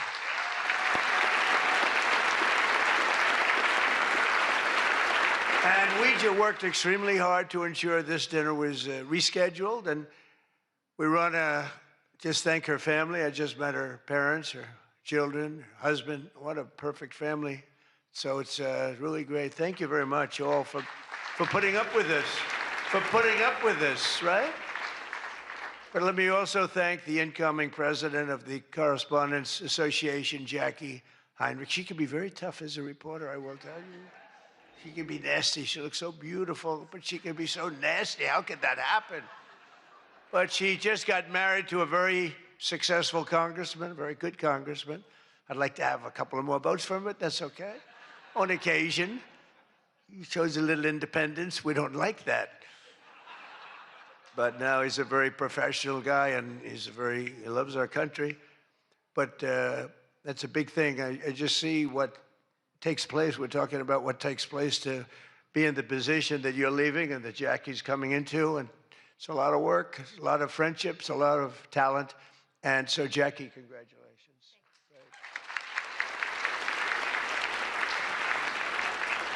And congratulations are also in order for our favorite White House press secretary, Caroline Levitt, who just had her second child. You and your husband. She's great. She's done a fantastic job. We all love her. She's done a fantastic job. She's another one. She can be nasty. But sometimes she has no choice, right? But Caroline may have one of the hardest jobs in the White House. She has to deal with all of you all of the time, and you can be very difficult. You can be very, very difficult people, but I'm probably being a little bit oversensitive. Sometimes I really do think that some of you don't like me. In fact, I read a report, I get 93% negative publicity. 93, so how the hell did I win the election by so much? Think of it, I don't think that's true. I can't believe it's 93. In the 80s maybe, but not 93. But this place is really the largest group of Trump derangement syndrome people ever put together at one time, I suspect. Some of you are lucky that our last dinner was cut short because I had brought with me what would possibly have been, I'm telling you, I had something. I was going to go after you. I feel so badly doing this. It's got to be such a letdown. Oh, yay. But your lives were really in danger the last time for an opposite reason. But on the plus side, your careers were saved, and we have we really do. We have a complete and total. You know, I love the words complete and total. They say, but it means almost the same thing. I said, it doesn't matter when you say it. It's called emphasis. It's called emphasis. But everyone is now really warming up. The new White House Military Center, drone port, highly protected ballroom. We have our ballroom. The windows are this thick. I said to the people, well, if a bullet hits, what happens? Nothing. Nothing. It bounces right off, sir. This is the greatest bulletproof glass. I said, AK-47, that's supposed to be a big one. I don't know so much about the guns. My sons know a lot. But I said, hey, I know it's big. What would happen? They go, up, meaning it can take more. I said, so if I'm making a speech and I hear that pinging sound at a window, what would I do? Sir, leave the room right away, but you're going to be safe. We're building something that's going to be amazing. And in light of what we went through, I think people understand it. It's going to be amazing. A phenomenal, one of the biggest drone ports anywhere in the world, right on the roof, right protecting the White House, not only the ballroom. And what's underneath, you know, is supposed to be a top military secret, what's underneath, but then you get sued as usual, and you have to reveal that you're building this unbelievable situation downstairs with room after room of very complex stuff. It was the military's dream to have it built. I wanted to have a ballroom because for 150 years they wanted it. And then the generals came to see me and they said, sir, you're building something. This gives us an opportunity to do something that will be so unbelievable, never happen again. Because there's very little built under the White House, very hard to build under a very fragile building like that. It's very fragile, it's old, and a little different construction standards, frankly. And this is an opportunity for us to build something very powerful. I said, let's keep it secret. They said, no, no, we're telling you, sir, let's keep it secret. And then we get sued and we revealed every room, We told the people that did the suing, they're not good people. We told them, we said, you know, you're being very unpatriotic when you bring a suit like this, but it is what it is, but it's going to be, it's really going, it's moving fast. We're ahead of schedule. We're right on budget. And it's going to be something like, I think, no country has. I just visited China. They have this magnificent room, the Great Room. They call it the Great Room. It's a great room, but what we have is going to blow. There won't be anything like it. It's going to be fantastic. And with all of the things that are going along with it for safety and security of future presidents, you know, I'm only going to be using it for about 6 months, assuming we finish it right on time. I get to use it. Somebody said, he's building it for himself. I'm building it for the future. I'm not building, I use it. Now, had I not gone down 6 or 7 stories, then in that case, I would have been able to get a couple of years out of it. But that was far more complex what we did downstairs than what we do upstairs. So we're very proud of it, though. It's going to be amazing. And I think I was just telling the whole group sitting at the table, we were talking about it. I said, I think, you know, it's White House Correspondents, so I don't see any reason why you wouldn't be able to use that. It's going to be very large and very beautiful and very safe, and that's what you need. So I was thrilled to see that after witnessing the attack, even Democrat Senator John Fetterman told his fellow Democrats to drop the Trump derangement syndrome and build the White House ballroom. But it's much more than that. It's something that you're going to use. I predict that you're going to end up using it, and a lot of people are going to end up using it. They're going to be as safe as you can possibly be. But despite everything that happened at the previous dinner and all of the dangers involved, I'm told that this is still the hottest ticket in town. This ticket to get in tonight, because it's a smaller room, it's a beautiful room, it's a luxury room. See those beautiful chandeliers? I can tell you everything about them if you'd like to know. See that beautiful Capitol above? See the beautiful Capitol? See everything, the brass. Those chandeliers are great. I'm looking at them, I'm saying, I wonder if I could, you know, I sold this building, and they're doing a nice job, but they're nice people. But I'll tell you, I'm looking at them, I'm saying, I wonder if I could walk out with those chandeliers, because you can't buy them. They're very special. I won't tell you the fact. I won't mention that they're Czech crystal, because I'd like to say everything's made here, but they are Czech crystal. And they are beautiful. And the Waldorf people are doing a really nice job. We're proud of them, actually, because, you know, when I left town, I was a little angry. I was a little bit angry. I was offered a nice price. I said, I'm getting out of that place. And then I said, let's make a comeback. And but I was very proud of this building. This building was hot. Remember the lobby floor? 82,000 feet. For those in the real estate business, 82,000 feet. That's a major floor. That thing was packed every single night. It was packed, mostly Republicans, I would say, but it was packed every single night. It almost brings back memories. But I left town, and I have just had nothing but good experience. And this might be the best experience of all, having all of these incredible people in this room. It's a great feeling, frankly. It's a great feeling. But tonight's event, thank you. But tonight's event is even crazier than the last time. In fact, it's so successful that I've been informed by CBS News' David Ellison, who's going to do a fantastic job. He's the owner. He's the owner. He bought it, spent a lot of money, and he's going to make, I think, fantastic changes and keep some of the great stuff going. But that next year they're going to call it the Trump White House Correspondents Dinner. He told me that, and I like that very much. We're going to change the name of it, okay? Oh, it's going to be so hot, just like our country is hot. We are hot, by the way. But to be honest, it's just about the only way that they're going to ever get me back here. You're going to have to change the name of the dinner. But how's that one going? Not too good. I hope that everyone finally got to enjoy their entire, very delicious beef tenderloins, very special beef. And I want you all to know that Bobby Kennedy, who's right here, personally ran over the cow in his car. And he cut it up and he brought it here for you to eat tonight. So it's very fresh. And Bobby also suggested an appetizer featuring his favorite cut of male raccoon roadkill. But we drew the line at that, Cheryl. We said, no, we're not going to do that. We're not doing that. We love Bobby. I'll tell you, it is a piece of work. You think it is fun, but he is a very different kind of a person, I will tell you. But he has what it takes, and he's smart, and he loves the country, and he wants people to be made to feel good. You agree with that, Bobby? He wants people to feel good. And he's doing a fantastic job. Thank you, Bobby. Thank you. We can joke all we want, but thank you.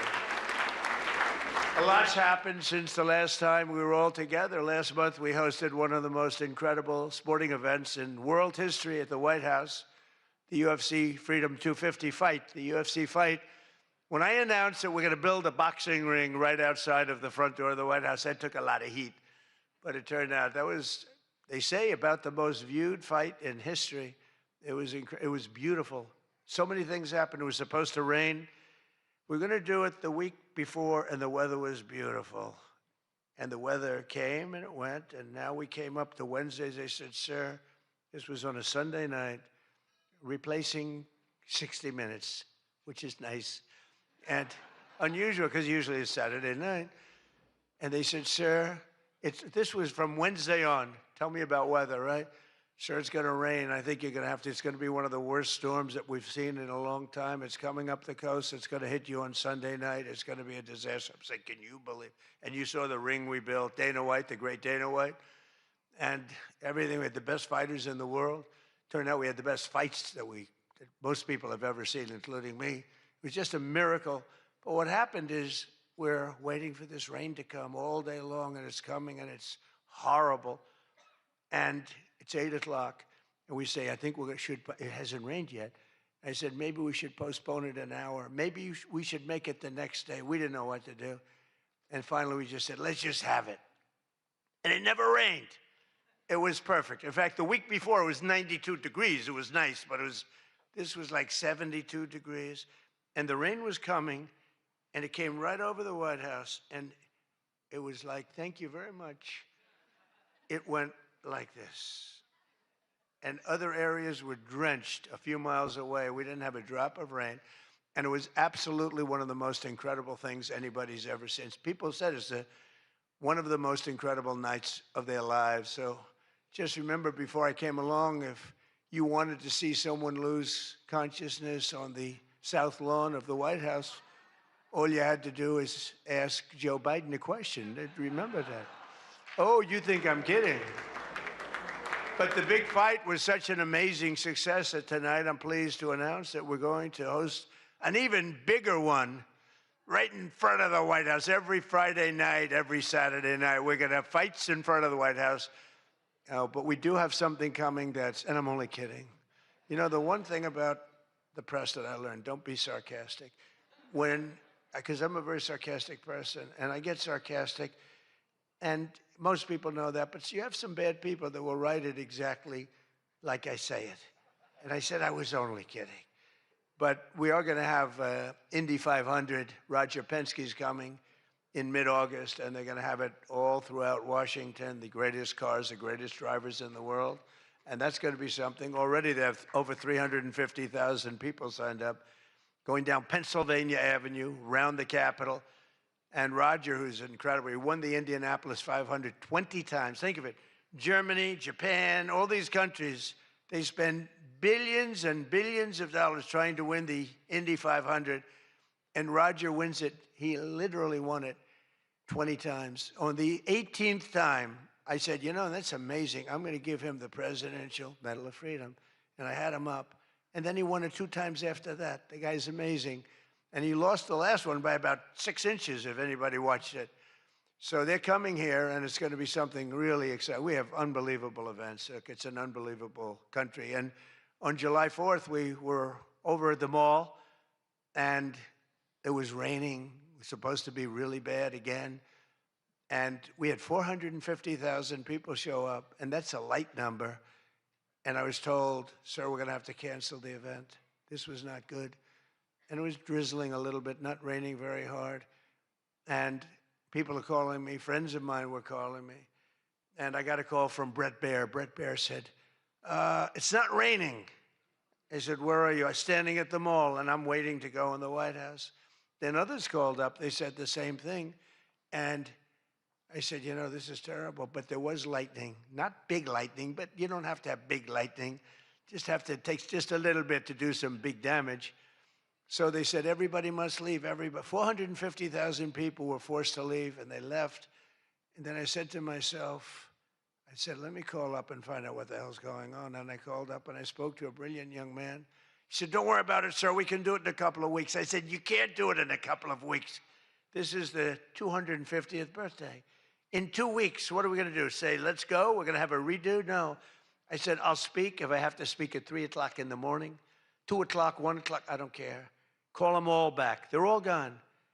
450,000, and most of them were in cars or heading back to Texas, and it was sad. And we said the show must go on. Very much like here, we said the same term, right? The show, it's a great term. It's true in life. The show has to go on. The show must go on. And I said, the show must go on. I put it out on Truth. The show must go on.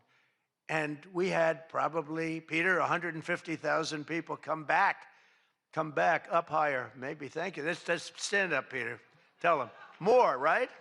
It might have been more, but it was amazing. It was just an amazing crowd. And actually worked out better, a little like this. It worked out better than if we had done it at the normal 7 o'clock, 8 o'clock time. It was incredible. We started speaking at 11 o'clock in the evening, but tremendous numbers of people. Thousands and thousands came roaring back, and it was a great evening. And it was a celebration. And we didn't do it the following day, and we didn't do it 2 weeks later. We did it when we were supposed to do it. It was a fantastic celebration. But I can exclusively reveal to you this evening that for the heaviest of the heavyweights, we will have sloppy Chris Christie, one of the sloppiest human beings you'll ever meet, fighting, I would say, I could mention the governor of Chicago, but I'm going to mention instead Jerry Nadler. And they're fighting for a big piece of cheesecake, big fat piece of cheesecake. Who the hell wrote that line? But it is true. And then you have a Congresswoman, Alexandria Ocasio-Cortez, AOC +3. That's her 3 friends, right? AOC +3, and I watched her give that answer when she was over in Europe. It was not a good answer. If I ever gave that answer, I would be out of politics. Remember, you cannot have a 19-second wait time to answer really a very quite simple question. But we'll then have a rematch against an extreme, simple question on a foreign policy from Munich Security Conference. It was a big security conference, and this was her first time up in terms of that. And we had a sort of little preview, and then Anderson Cooper is going to fight Lawrence O'Donnell. I'm not a fan of Lawrence O'Donnell. I like Anderson, actually, because he's covered me well for many years. Then he went bad as soon as I went for politics. But for years, he loved interviewing. I did so many interviews with him, and he was great. But, you know, he's got a little different persuasion than me in many ways, actually. And Lawrence O'Donnell, never liked him, never thought he had any talent. but he's still making a living, so I can't knock it. But we had a contest for who had the lowest ratings and the lowest IQ on television, and that was actually Don Lemon, I think. You know, when I said that he's the dumbest man on television, I said, you know, when you say some things, you never make a comeback. It's not like, oh, gee, hey, Don, let's have dinner some night. But I know what I'm saying. And then you have Bette Midler and Jane Fonda actually held a concert to protest the first UFC fight. They didn't want to see the fight. Very few people want. They held an event. Like 3 people showed up. And given the choice between seeing some of the really beat up faces of the UFC, almost everyone chose the people in the UFC. It was between the 2 of them or the UFC. And what about Bruce Springsteen? What the hell happened to that guy? He looks like hell. I don't care what anyone says. I'm not supposed to say. I'm sure he doesn't like the way I look, but I don't look so bad. But at a recent concert, Bruce, all he did was talk politics. He ought to run for office. That'd be interesting. But all he talked about, he made 4 political speeches in his 3-hour show. The tour has been renamed Bored in the USA. And his new song was so bad that Chris Christie, who's like a fan, you know, he goes out and tells everybody how he hates Chris Christie. Keep that guy out of my... And I see Chris Christie there again, high-fiving Bruce Springsteen in the aisle. And Bruce Springsteen saw him and didn't even lift his hand up. And I just wanted, because I used to be friendly with Chris. Chris, when somebody doesn't like you, write them off. Forget it. You got billions of people in the world. You don't have to make a jerk out of yourself. But usually a comedian hosts this dinner. And I think we sort of changed it. Tonight we're going to have somebody who I think is really spectacular. But I've watched comedians get up for the dinner because I have been here actually quite a few times. People don't realize. And there's one time in particular when Barack Hussein Obama hosted it. Do you know who that is? And he hit me hard. But actually he hit me with respect. I was sitting with Melania at a table. And you had Brooklyn Decker, supermodel, at a table right next to her. And I really always will like her. She's married to a great tennis player, Andy. And she was at the table, not at my table. And I have watched this clip thousands of times. They keep playing it because they think that was the evening I decided to run for president. It was not. In fact, I loved the evening. I looked at my wife. I said, can you believe it? All these people, that's all they're doing is talking about me. I love this dinner. It's true. And Obama was nice. You know, it's amazing how things work out. He actually showed a picture of the White House with a big Trump on top, like I put a sign. And you know, I'm sort of doing that when you think about it, right? I mean, he wasn't really wrong. But no, he was respectful. He was good. But it had nothing to do. It had nothing to do. I just decided that I wanted to make America great again. This had nothing to do with that dinner. I've gotten so many... Yeah, I've gotten so many calls, and for years they've been saying, was that the moment you decided to run? Really, no. I left that night, and the press was there. A lot of the same people that I see, they said, did you have a good time? Unbelievable. And some thought I didn't have, but I did have. And I always remember, though, Brooklyn. She was so angry. She was much angrier than me. She was angry. She thought they were mocking me. And they really weren't. It was just one of those things. And I had a great time. But I left, and I thought, I was there 3 or 4 times before that. But I sort of thought, wow, that dinner is really something special. And then I ran. I got elected. I thought the press treated me very, very unfairly. And I don't know. I think I made the right decision because you hate to go where maybe you're not wanted, but they did want me. They wanted me for ratings, and they wanted me for other reasons, but not for love. And I said, you know, I'm not going to go. First time that ever happened, I think. Was that the first time? Just about. Presidents always came. And I didn't go for 4 years because I got treated terribly by the press. In my opinion, unfairly. I know unfairly because I know the facts, but I got treated unfairly. I didn't go. And this year I was called by your president and your chairman and all of the people, and they said, we'd like to do it. And I said, you know what, with time goes by, time passes, and you sort of look at life a little bit differently. I said, let's do it. And I didn't know it was going to turn out the way it did, It turned out to be the biggest event in the history of your day. That was by far the biggest, right? For all the wrong reasons. But as I said before, a lot was learned from that evening. So much having to do with so many different things, including security. But it's an honor to do it. This is my first. I mean, I've been to it numerous times, but as president, I haven't been here. And I'm glad. And I said, they said, would you do it next year? I said, I will be back next year. Now, if you get really, really nasty, maybe not. I don't know. But we're going to be back next year. And well, Jackie will treat me very bad.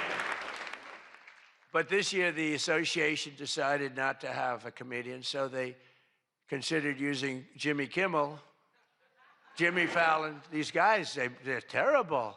They're terrible. Stephen Colbert. These are people without talent. They get a lot. They have talent. You know who has talent? Their agent, getting them the money they get. They have no talent. But they are not comedians. They're not funny people. They're angry people. They're sick people. But the association really put on a big show, and they have somebody very special. I look forward to seeing him. And so they thought about going with a professional clown for entertainment, but Adam Shifty Schiff was not available. You know, he's known, I called him, I hate some people, you know, I shouldn't say this, I'm not supposed to hate, I'm supposed to love everybody. But he's a terrible person, he's a liar. And I called him Watermelon Head because he has the largest head I've ever seen with the smallest neck, pencil neck. How does that big, fat, ugly head stand on a little pencil neck? And then I'm told that even Rosie O'Donnell reached out from Ireland. She really wanted to be here in order to honor me. She loves me very much, and she was desperate to come back to the United States and pay her respect to Donald J. Trump. But that didn't work out, unfortunately, because nobody wanted her to come back. But she's one of the greatest sufferers of Trump derangement syndrome. She's a sick young woman, sick older woman, I guess now I have to say. So instead, we're honored to have, for entertainment, the very talented mentalist, Oz Perlman. And everybody, they said, are you going to stay? I said, yeah, I'll stay. I mean, I think I'll stay. What the hell else am I going to do? I've got Iran, I've got this, I've got that, which is all going extremely well. Don't believe the fake news. You know, it's the only thing we were talking before, I said, so we've hit Iran very hard. Their Navy is gone. Their Air Force is gone. 250 jets, no longer. 159 boats, good boats. In fact, I said, why the hell didn't we keep them? We could have used them. But 159, but all at the bottom of the sea. They have no radar. They have very few drones left, despite what you see. And every once in a while, they're going to set some things up, but they don't have much left. And by the way, they are talking to us right now. They'd love to make a deal. I don't think they're ready to. I don't think it's time yet, but I'm willing to listen. But they cannot have a nuclear weapon. We don't want to see Washington, D.C., or any of our cities, or Israel, or frankly, the Middle East, destroyed with a nuclear weapon, because I know the power of nuclear weapons. I see it. I get to see it. We're not going to let that happen. So this is all about, we will not let them have a nuclear weapon. And they would use it. They would use it if they had it. But Oz, I do have one question about what happened that time, because he was there.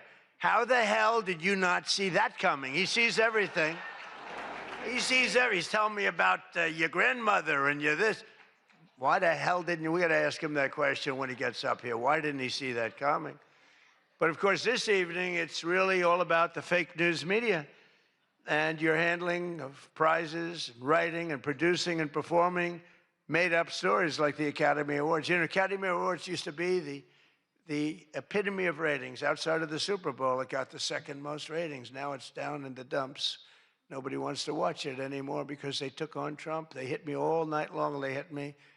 The winner is so-and-so. I want to talk about Donald Trump. I hate this man. Nobody wants to hear this stuff. Right, Peter? Nobody wants to hear. You ever see the ratings?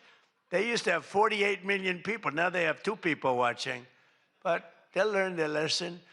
But I want to personally congratulate CNN's Caitlin Collins on receiving her award. It was all about me. It's a fake. She shouldn't get the award. It was a fake. But I didn't mind. I said, Caitlin, congratulations. But it was fake. There's no question about it. But she's a young, attractive woman. She never smiles. I said, Caitlin, do you ever smile? Smile. You have a nice position. You're at CNN Fake News. You should be a happy person. So smile, Caitlin. Just smile. But we attack, and I thought Caitlin had really made it big with a major new sponsorship, but then I informed her that it wasn't her on the Bud Light can, it was Dylan Mulvaney. And Dylan Mulvaney cost Bud Light $35 billion in market cap. That was the worst commercial ever made, by the way, for those few people that want to hear that. Most people don't care, but I would. I wouldn't want to hire Dylan anytime soon. Think of it, they hired Dylan Mulvaney, and their market cap has gone down by $35 billion. Who wrote that commercial? And then you have writer Josh Dorsey. He also received, he's been killing me for years. No, he's been, and yet tonight he shakes my hand, he hugs me, everything nice. He kills me. Josh is amazing. He writes more stories than any human being. There's nobody that writes more than Josh. He'll write 4 stories about me a day, all different subjects. I mean, I had the other day 3 stories and one on the, he was upset about this. 1 was on page 7, 3 were on page 1. They were all written by Josh. But he's hit the big time, and he's a workhorse, and yet he's almost unhireable. You know, he's just one of these guys. Wall Street Journal's lucky to have him, but you really, it's unbelievable. He's almost unhireable. CNN is also here. And I'm very disappointed they didn't bring Fake Tapper because he's had a rough couple of years, Fake has. You know, he calls me up every once in a while. If I pick it up, I pick up my phone. I used to go to this young lady. I'd say, any calls from the press? No, sir. I said, oh, now I'm the President of the United States, right? I'd say to Stephen Chung, is Stephen here someplace? Where's Stephen? He's one of the toughest human beings I've ever met. Don't ever wrestle Stephen. You'll be in big trouble. But I say, Stephen, let me ask you, did the press call? No, sir.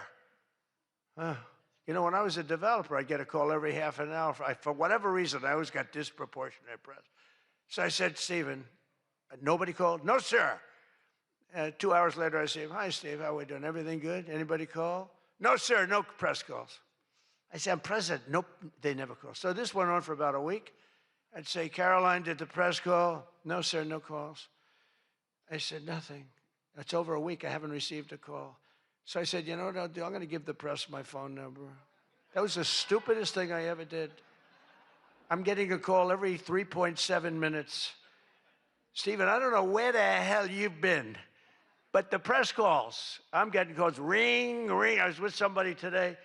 They said, I've never heard a phone ring as much as it's fresh. Now, I look at the thing and usually just delete, delete, delete. Every once in a while, it'll be one of the people in this room that I like, and I'll pick it up. Like this one right here calls me on occasion, right? She'll call me and she says, hello, sir. How are you? We want to talk about some horrible subject, like a horrible, depressing subject. I say, Jackie, I don't want to talk about it. Congratulations, however, on your new marriage. But I don't want to talk about it. But it's true. And people call me now. And so for weeks I go, no calls. And I learned then that both of them, they feel that I'm doing a great job, and they feel I'm above it all, and that no person, hundreds of people call no person, is good enough to talk to Trump. And so we don't even bother telling you. That's not the way it works, Caroline. You have to let me know, because sometimes I do like to speak to the press, but now I have the best system I've ever had. It rings, and just so you understand, you're much better at putting your name. Because if there's no name, I just can't do that. You know, I pick up every once in a while. Hello, I'm from Reno, Nevada. We're a startup paper. We're calling it the Reno Express. I said, do you believe I'm the President of the United States? Mr. President, could I have your views on Iran? And I just hang up. No, I get the craziest calls. I mean, some of them, my wife said, I can't believe you do this. This is a hell of a way to live. But sometimes they get calls from very important. Sometimes I can straighten out stories that are going to be fake, and I can make them from a fake story to a good story. I always find that when you don't speak to the press, you always get a bad story. when you do speak to the press, you have a shot at getting a good story. Oh, look. No, look, if I were a reporter, and let's say I'm a big reporter, I work for the failing New York Times, or I work for, well, I don't know, do they ever come to these dinners? Didn't they cancel out a long time ago? Big mistake. They should be here. But I get a call. I've always found that, you know,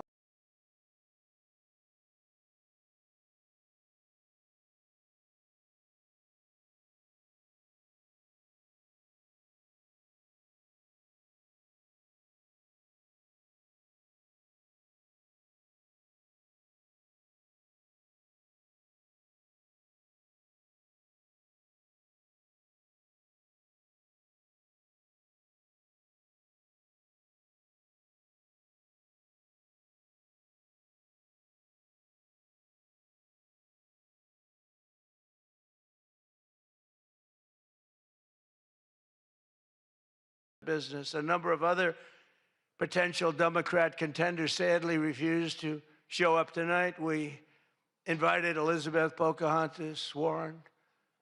She's referred to Pocahontas because, in fact, I had to apologize. People came up and they said, we want you to apologize to Elizabeth Warren for calling her Pocahontas. And I ended up apologizing to the real Pocahontas. But Elizabeth Warren was supposedly of Indian heritage. And then she took the test and she only had 1,024th Native American. And I said, you know what?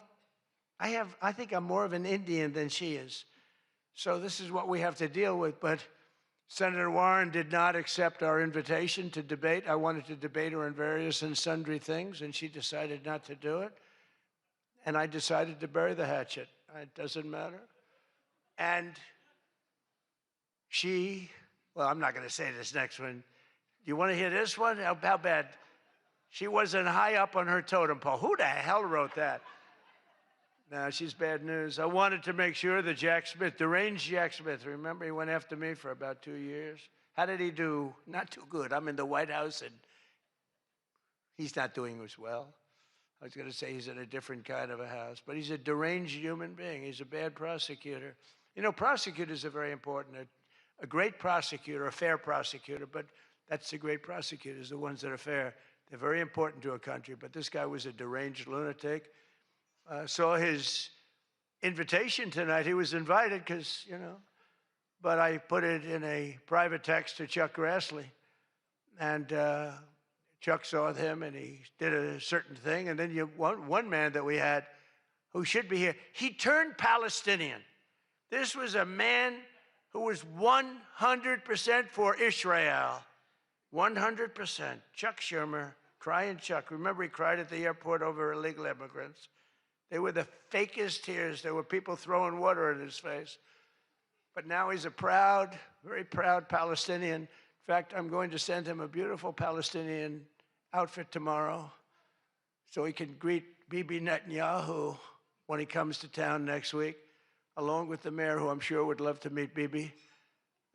They're not treating Bibi too well, but Chuck wanted to join us tonight, but he didn't want to be violating many parts of the Palestinian rules, regulations, and certainly he didn't want to violate Sharia law, his new founding. And all joking aside, I do think we need term limits in Congress. I think term limits are very important because I see what's happening. I see what's happening. The other day, a senator I knew got a text, a great guy, from his wife. And she said, when you get home, I want to have you immediately come up the stairs and make love to me. And he said, I can't do both. You know what? You know, in other words, can't go up the stairs and make love. Does anybody get that? Well, I thought that was actually pretty good. That was actually the only thing I thought was good in this whole frickin' stupid speech that they wrote. That was the only good one, and that went down with not exactly great laughter. I think, you know, in other words, you can't go up the stairs and make love, too, you know. So we're looking for term limits. Does anybody understand this stuff? But I really do wonder whether the Democrats are trying to lose the midterms. In Maine, they nominated a guy with a Nazi tattoo. But don't worry, Democrats. Word is that Platt, his replacement, He throws bottles at women. This guy throws bottles. This guy's another lunatic, by the way. Although I think Plattner might have done surprisingly well because we're in the age of Trump. Call it what you want. People can do well today. Plattner, I don't know. But, you know, people don't have the guts to stick it out, but it looked like he was guilty of a lot of stuff. He certainly didn't defend himself very well. In Texas, the Democrats are running a candidate named James Telefrico, who hates guns, hates oil, hates sex, hates women, and who said he is, quote, a Christian who hates Christianity. Other than that, I think his platform is quite good. And that means that he's not going to do very well against Ken Paxton, who hopefully in Texas is going to win. But Telefrico, he's Alfred. You know what he looks like to me? Alfred E. Newman. Do you remember Alfred E. Newman, Mad Magazine?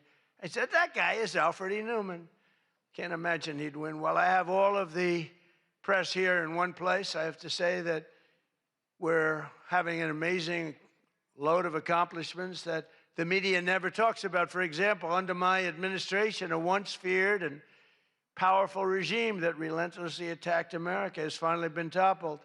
Their former leaders have been removed, and they're now being run by a gay dictator facing internal divisions. But I, for one, wish Barry Weiss all the best at CBS News. She's a wonderful woman. Most of the press lives here in Washington, D.C., and you should be thankful for me for what my administration and I have done to make our nation's capital, which was one of the most dangerous and unsafe cities anywhere in the world, one of the safest cities in the United States. Crime is down 88%, and our capital is shining again with 62 monuments, statues, water fountains looking more beautiful. The graffiti's all gone. The tents are all moved out of the parks. The fences are all done. Our capital looks like it's really in good shape. And people coming here, people in the White House, they work in the White House, they all say, young women, young guys walk up. They say, thank you, sir. 2 years ago, we lived in a dangerous city. We lived in a city where 150 people were killed a year. And now we have almost a crime-free city. Our National Guard has done an incredible job, and we've removed over 5,000 career criminals. You know, we removed, there's one stat, I think it's a great stat. It's to me, it's fantastic. 2% of the people create 91% of the crime. That's something you can fix, and we fix it. We moved out over 5,000 career criminals out of Washington, D.C., and we have the greatest capital in the world. Again, it's beautiful, it's thriving, the restaurants are thriving. You couldn't get into a restaurant because they didn't have, all the restaurants were closing. And if you even got in, you felt unsafe. People were getting into Ubers and they were being attacked when they were in an Uber. It's not happening anymore. We have tough, smart people, and they have done a fantastic job. Washington, D.C. is safe again. You can't get into a restaurant. The restaurants are opening up. They're opening up all over the city. They can't get, it's the exact opposite. They can't get space. But mostly I've given up on you and the media so that now I just gave up on you and I'm #1 on TikTok. Did you see that I'm #1, Stephen? Is that true? I'm #1 on TikTok. So how could they be so bad? 520, think of this, 425 billion views. Can you believe that, Peter? I mean, let's go, Peter. I gave up on you people. I gave up on traditional press. And it obviously worked because we did win in a landslide. I mean, somebody's got to be saying something good about me. But TikTok, good old TikTok, and I was able to get it sold to a group of very wealthy people, mostly Americans. I was told President Xi, who's a man that I get along with very well, he was a hard no for the sale of TikTok. They all said he's a hard no. I said, well, let's call, put your group together. They put it together, billions, hundreds of billions of dollars. I called up President Xi. I said, President, look. These are American people. They're wonderful people. In fact, one of them happens to own CBS, actually. I mentioned his name. I said, these are wonderful people, and it'll be a good thing. Does it mean anything, President? It's nothing. It's nothing. They love your country. We'd love to see you approve the deal. And he goes, all right. That was it. It was done. And we sold TikTok. And he's a friend of mine. and he's not contributing to problems like other people contribute to problems. So we get along. But we made the deal. But #1 on TikTok is Trump, and that's probably why we won. But for all of the trouble that you give me a lot of trouble, a lot of heartache. I hope all of you know that I believe in the free press more than anyone in this room does. Maybe not quite. But that's why I'm proud to be the most open and transparent president in history. They called me that. You know who calls me that? Caroline. That's about it. So would anybody else call me that? I think Peter would call me that. Am I the most transparent? Biden never used to answer your questions. He'd ask Biden 20 questions, he'd never get an answer. Who's the most transparent president, Peter? Who? I look at him, it's the first time he's tongue-tied. I cannot believe it. Oh, he's not going to be happy tomorrow. But you people have no idea how lucky you are. When I'm gone, you're all going to be broke. Your business model is going to be finished. No, it's true. When I'm not around, you're going to be broke. There's not going to be anybody to report on. Nobody gives a damn about anybody else. The New York Times the other day had 5 stories about me. You know, before I got into politics, in my whole life, I had 7 front-page stories. This is years of success. I think 6 were good, 1 was bad. I had 5 stories, 7, 5 good. Yeah, I had a total of 7 stories on the front page of the New York Times. That's not bad. Now I average about 3 or 4 a day, all different topics, all bad, everything bad. But here we are. I mean, here we are. In fact, when I'm finished, I'm going right back to the Oval Office, so I have to be doing okay. But we are all doing good together. That's why tonight, to show just how much I care about the press, and I want to save your ratings, I'm pleased to announced my intention to, and this is somewhat of a scoop, my intention to run for a 4th term as President of the United States. I will be doing that. I will be having an official, in fact, I think I have, I won 3 times. Now I'm going to do it again. Thank you. I'm going to do it. Should be easy. I'm getting very good at running for president. No, I won 3 times, did very well the 2nd time, by the way. It's a rigged election, but we don't have to talk about it. You know, it's interesting, when you come back and you do a good job like we did, you don't care about it so much, but we do have to tighten up these elections because they really are in seriously bad shape. But on a serious note, I want to say once again, I just want to thank you all. It's been an interesting evening. I didn't really know what to expect. And it's far worse than I actually thought, but if you want to know that. But I didn't know exactly what to expect. And I've made a lot of friends tonight. I've made a lot of good friends tonight, probably made some enemies also. But it's been an experience that is something that we've all shared together, because we're all in this room tonight because most of us went through a period of trauma from just a short while ago. And, you know, some people said they wanted to come, but they were afraid to come, and you people weren't afraid to come. There were a lot of people that said, Jackie, they don't really, you know, they didn't have the courage to come. And we don't want that to happen. And I'm sure it's not going to happen. We're going to do things. Again, I want to thank our law enforcement, keeps us safe. All law enforcement. We have the greatest people on earth. You know, we had, 2 years ago, we had the worst record of recruitment in, as an example, the military, Army, Navy, Air Force, Marines, the Coast Guard, Space Force. I love Space Force. Look at all that shooting we're able to do from space. That was my baby.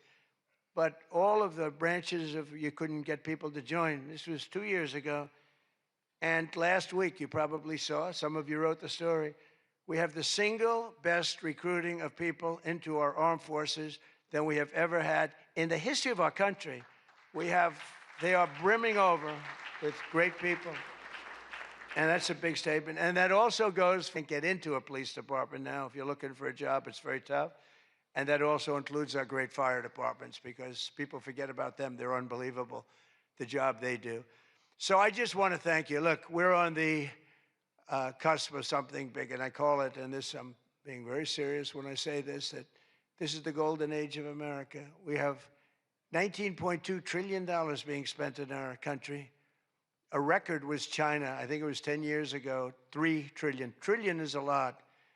4 years, they went less than 1 trillion under Biden, and we have 19.2 trillion, and this is a period of actually 13 months, not even current, because we're here a little bit longer than that, but that was as of reporting dates. $19.2 trillion is being spent. Factories are coming. Toyota just announced they're going to be building the biggest car plant in the world. They're leaving Mexico. They're coming here. Tariffs did that. Tariffs did that. And maybe November 5th did that too, the election. But our country is doing things that nobody's ever seen before. And it is true. We were, and you've heard me say this, we were a dead country 2 years ago. Other leaders would see me and they'd say, it's a miracle. President Xi told me that a few weeks ago in China, and he's coming here on September, I think, 24th, coming in September, the end of September, going to be exciting. But he said the same thing. The King of Saudi Arabia said it. Everyone said almost the same words. We thought you were a dead country. We never thought you had a chance. You were never going to make it back. And in a period of 1 year, you made it the hottest country anywhere in the world. We all did that together. It's not me. We all did it together. And we do. We have the hottest country anywhere in the world, and we're going to keep it going. And I just want to say, this is a room, I have tremendous respect for the people in this room. Sometimes I don't feel you treat me fair, or maybe you do. I don't know. I don't feel that, but sometimes you treat me very fairly. And I have a lot of respect for your profession. Your profession's amazing. And I just want to thank you for having me, and it's been fun, and I've met a lot of great people. And, you know, I used an expression, I've used it right from the beginning. I did this for one reason, to make America great again, and that's what's happening right before your very eyes. We have made America great again, and it's going to get a lot greater. So thank you all very much. It's an honor to be with you. Thank you. Thank you very much.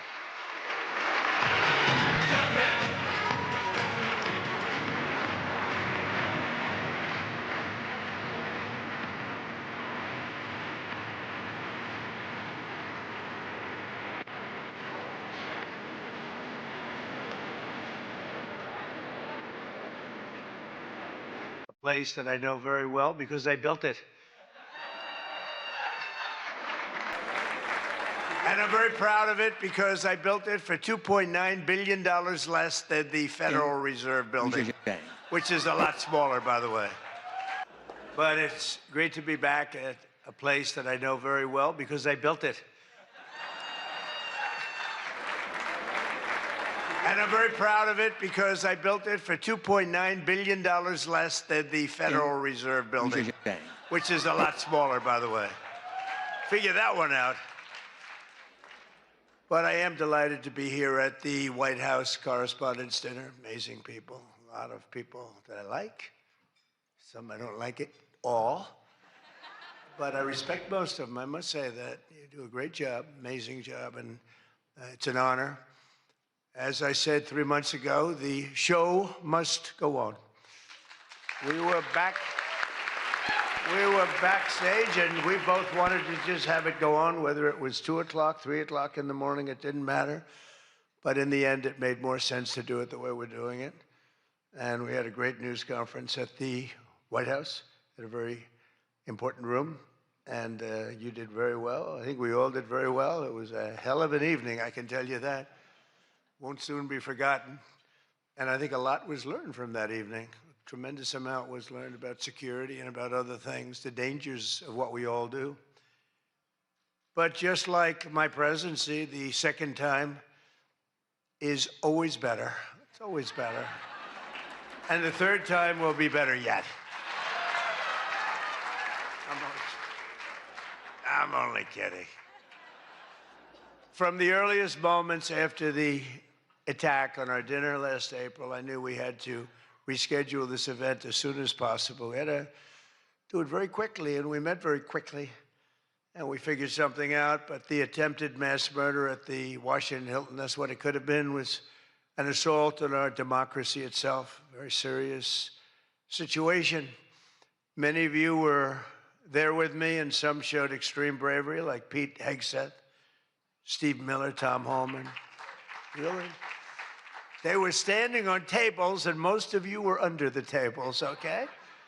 But they did. They showed. I saw every one of them that was standing up in those tables. I didn't know if they were brave, if they were smart, if they were stupid as hell. But they were on those tables in some cases, and there were a lot of different feelings going on in the room at that moment. But after hearing the gunshots, many people yelled, "Get down, get down," which caused Nicki Minaj to start twerking. Do you believe it? Get down. She's the only one that really understood what that meant. It's quite an evening. But tonight we come back together to answer that heinous attack with unwavering resolve. And every one of us here this evening to show that in America, we do not yield to political violence. We can't do that. Can't do it. So in this country, we believe in freedom of speech. We settle our differences not with bullets, but with open and vigorous debate. And no deranged loser with a gun will ever change that. We can't let that ever happen. There are a lot of very dangerous people out there. We can't let it happen. I want to begin by expressing our gratitude to the incredible men and women who put their lives on the line every day to protect my family and myself, all presidents, and lots of others. That's the United States Secret Service, so I appreciate it very much. And Sean and the whole group, amazing job. Amazing job. In recent months, they've repeatedly responded to threats with speed and professionalism and extraordinary courage, and there is no better example of that than Officer Victor Gonzalez, who we just met. It was amazing. What he did was amazing. When the would-be assassin charged the checkpoint at speed, he was fast. You know, when you looked at that, you had to look at it about 10 times before you really saw what was going on. He was quick, nasty. The gun made him nasty, actually.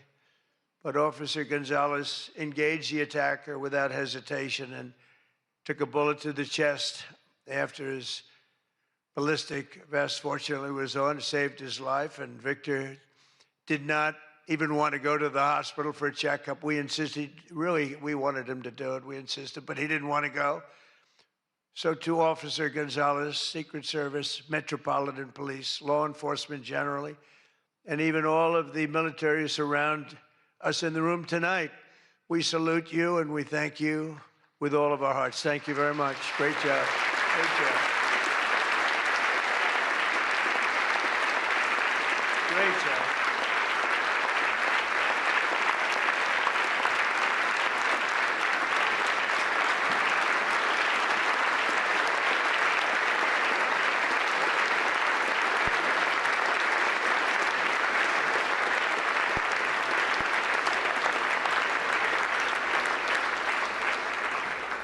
These are great people.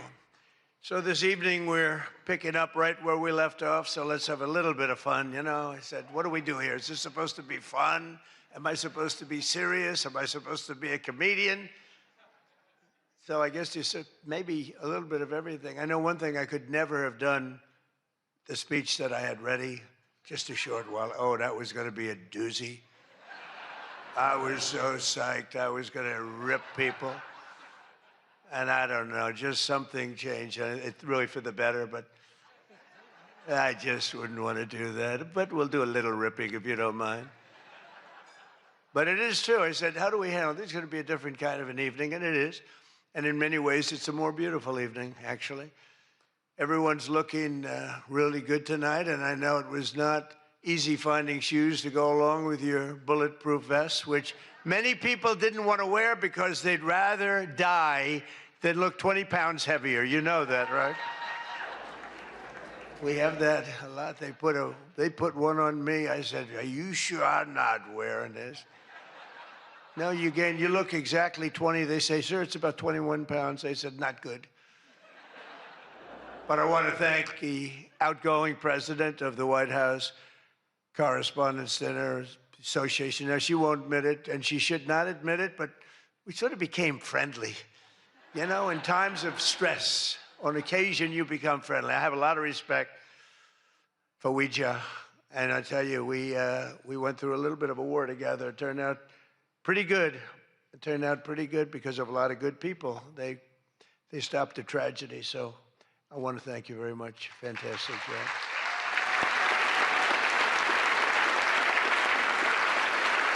And we worked extremely hard to ensure this dinner was rescheduled. And we want to just thank her family. I just met her parents, her children, her husband. What a perfect family. So it's really great. Thank you very much, all, for putting up with this. For putting up with this, right?